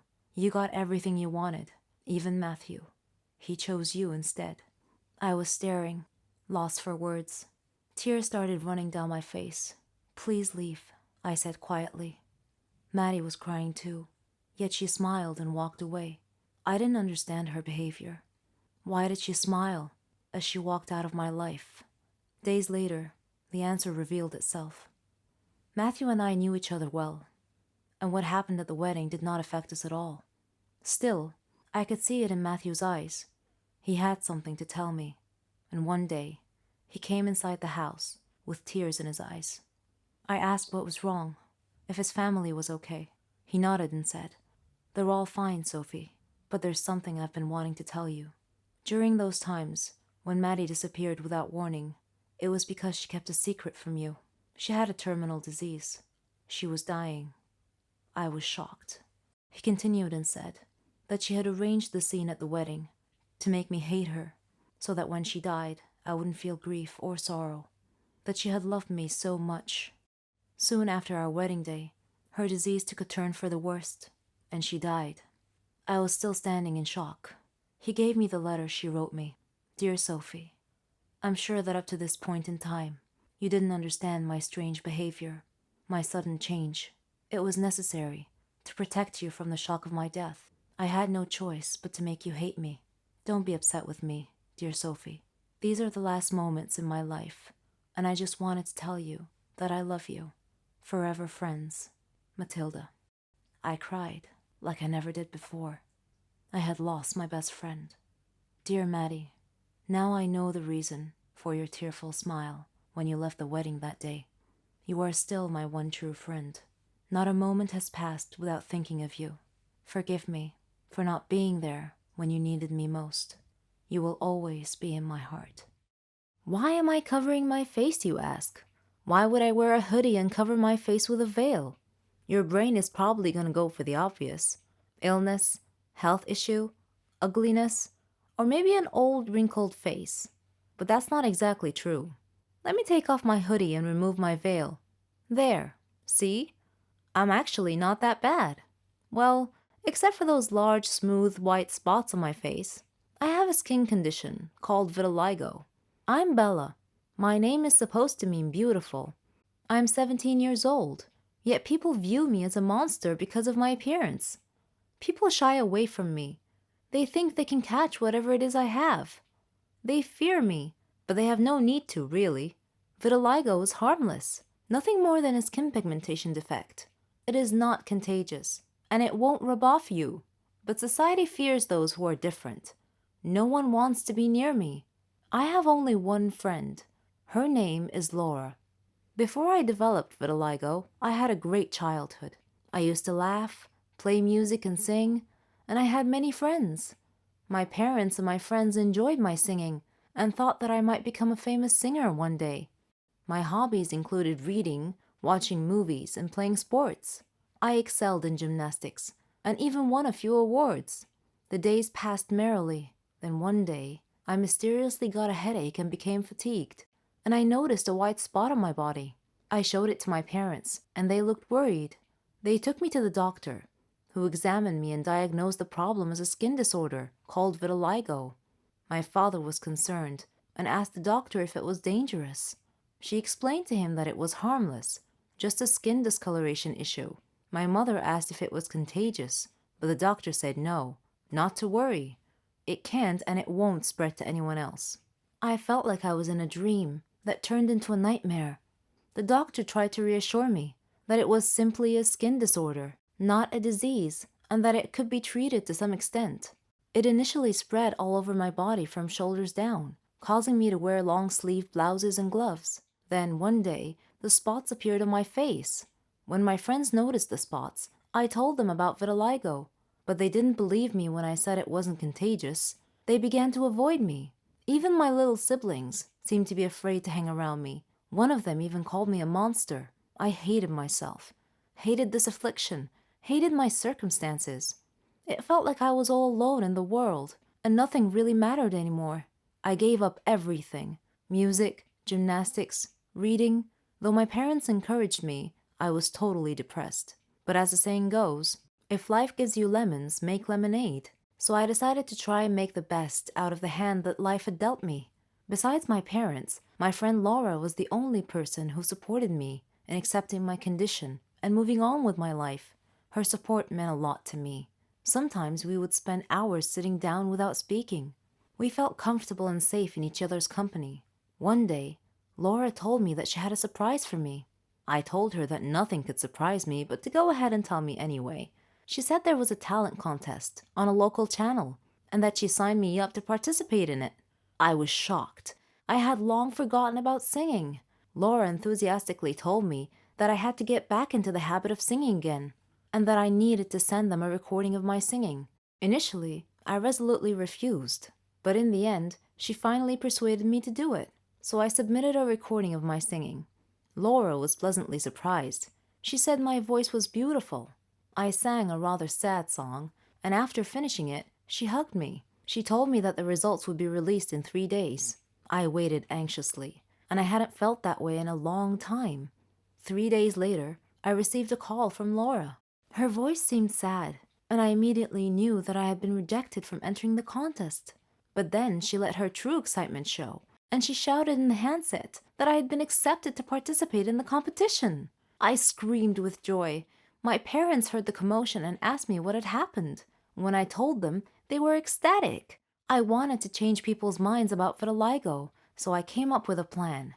The day of the contest arrived. The program would be live. My parents, Laura, and I went to the studio to await my turn. There were a lot of participants, all of whom seemed to have beautiful voices that were much more melodious than mine. Oh, I forgot to tell you that I was wearing my usual hoodie, gloves, and face veil again. I tried to stay calm until my turn, but Laura was talking non-stop, and my parents were encouraging me the whole time. After a while, the host came and told me to get ready, that I was the next act up. I patiently waited for my turn, off the side of the stage, listening to them call the name of the singer that preceded me. The audience and judges had clapped loudly for him. He had sung beautifully. I suddenly felt panic. I thought of running back home, but Laura gently put her hand on my shoulder and quietly told me to believe in myself, just as she believed in me. These words calmed me down. They were all I needed. Then they called my name. I took a deep breath and went out onto the stage. The stage lights were so bright, the audience seemed too many to count. I could see the judges wondering and whispering among themselves about my covered head, hands, and face. One of them asked me to introduce myself, and I did. Another one was overcome by curiosity and asked me why my hands and face were covered, and I replied saying that I had a personal reason for doing so. Then they told me to begin. My heart was racing. It felt like it would burst out of my chest. I froze. I couldn't move my mouth. I looked at Laura and my parents. I heard a member of the audience snidely remarking that I was going to sing silently. Another one remarked, somewhat loudly, that he thought my voice was horrible and that I should get off stage. Several members of the audience began to laugh, but my resolution was firm. I had decided to give it my best shot. I closed my eyes and opened my mouth and began to sing. I sang with all my heart. As I was singing, I was thinking of my past suffering, of the friends who had abandoned me, of all the embarrassing moments. I began to cry. When I finished, I was snapped out of my mental reverie by the sound of loud clapping. I opened my eyes and I was awed to see the audience stand on their feet just to clap for me. The judges were smiling broadly and clapping as well. After a short time, one judge motioned the audience to quiet down. "Your voice touched our hearts," they said, "and we enjoyed every word you sang." I motioned to him that I would like to say something, and he nodded and sat down. I launched into my planned speech. When I first walked out onto the stage, you asked me why I was covering my hands and face. Now that everyone has heard me sing and honored me so kindly with applause, I would like to answer the judge's question. Your accepting and honoring me as a singer has encouraged me to do so. I pulled back my hoodie and removed my gloves and veil. I spoke softly into the mic. My name is Bella, and you can see from my hands and my face that I have a skin condition called vitiligo. Because of my appearance, I have been called a monster. My friends abandoned me because I no longer looked normal to them. People blame me for my illness. This made me hate my life. This skin condition wasn't my choice. My parents and my only friend Laura encouraged me to participate in this competition, though I didn't want to. I was terrified to have to show my face in public, but I chose to come here today and reveal my face to draw attention to the plight of people like me, people who suffer from vitiligo, to show everyone here that I am not a monster, that I am not ill, that I have feelings just like you do. So please, do not be afraid of people like me with the skin disorder. That's all I wanted to say. Thank you. Then I heard one member of the audience slowly begin to clap, then two, then three, and suddenly the whole hall burst into applause. I looked off stage. My parents and Laura were all crying. The audience began chanting my name. One of the judges came over to me and hugged me and said that from now on, people would call me an angel instead. I must have been crying because my face was all wet. I was finally proud of myself. I had accepted the challenge and won the day. I was most definitely not a monster anymore. Falling in love with a knight in shining armor riding on a white stallion is the dream of every girl. I would want him to be tall, blonde-haired, green-eyed, handsome, and strong. Imagine him along with me if you can. But what I never expected in a million years was to actually meet my knight in shining armor. Lend me your ear and listen to my knight's tale. My name is Meredith, and I am 17 years old. I live with my mom and my little sister Susan, who is 3 years younger than me. Susan and I fight a lot, as sisters are wont to do. She is more beautiful than me. I am short and fat, but don't blame me. You should blame my mother for being an excellent cook. She used to work in a famous restaurant. You can't imagine how tasty her food is. Mom uses me as her laboratory rat or guinea pig. Whenever she cooks any new dish, she has me try it out and give her my opinion. As a result of all my taste testing, I've become an obese food addict. I know that my obesity may be an obstacle in finding my heroic knight. My best friends are Ellen, Selena, and Mary. My first date was with a guy named Mark. He was a crazy one. Torn clothes, long, dirty hair, a furtive manner. And his paranoid eyes were always darting around, looking everywhere. At our first meeting, he gave me a silly present that, when opened, sprang a fake frying pan into my face. My next meeting was with Michael. He was subdued and weird. On our first date, he sat silent for 2 hours and barely spoke at all. All my friends' matchmaking attempts failed miserably. Then Ellen suggested that I open a Facebook account and try to find my dream mate online. I didn't like the idea at first, but I took a chance, opened an account, and shared some personal information about myself and my interests. My first friend request was from Mark. Yeah, that Mark. I blocked his request immediately. I received more friend requests from various people, some interesting, some plain and boring. I kept waiting for my knight on a white horse to send me a friend request. Then one day, I got a friend request from a boy named Joaquin. I visited his Facebook page and saw that he was handsome and active in sports. I accepted his request and sent him a message to say hello and waited all night for his response. Just when I was about to lose hope, he surprised me and responded. I tried to control myself even though my mind was already racing ahead and planning our wedding. We chatted online that day for around 3 hours. I told him about my family, hobbies, etc. But eventually he had to excuse himself to go to an exercise class. However, he promised that he would continue our chat later. I sent him a rolling on the floor laughing emoji and asked, "Are you serious?" He replied, "Of course, I want to get to know you better." I called my friends and told them everything. They advised caution, but I didn't listen to them.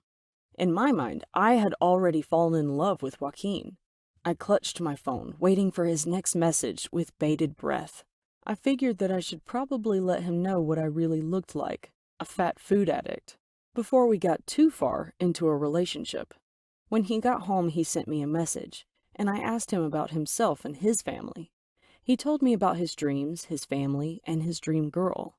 He told me that he wasn't interested in a girl's figure at all. The important thing was her character. We agreed to meet the next day. I was excited. I called my friends immediately and updated them on my news. Later, I received a message from Joaquin stating the time and place of our upcoming meeting. I chose some chic clothes and got ready to go. Mom saw me and was surprised that I had dressed up so. Susan laughed at me. "She looks like she's going to a restaurant," said my darling little sister. I announced, "I am going on a date, Mum. I met someone on Facebook." Mum said, "Okay, have a good time, and come back and tell us all about it when you return." My heart was beating in my ears as I raced to our meeting place. After I arrived, I sent Joaquin a message telling him that I was waiting for him outside. He replied that he had prepared a surprise for me and that I should come inside. So I hurried inside to see what surprise he had planned. My mind ran wild with possibilities. When I entered the place, I saw my friends holding up a banner with my name on it.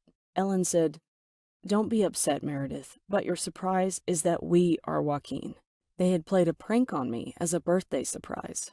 Oh, I was so angry.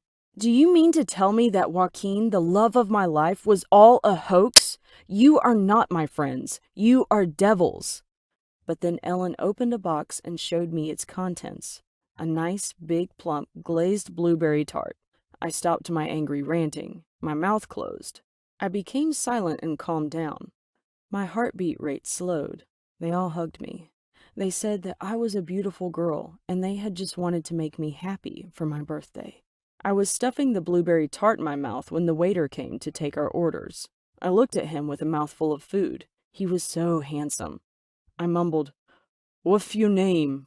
as I was chewing my mouthful of blueberry tart. Try again, as they say.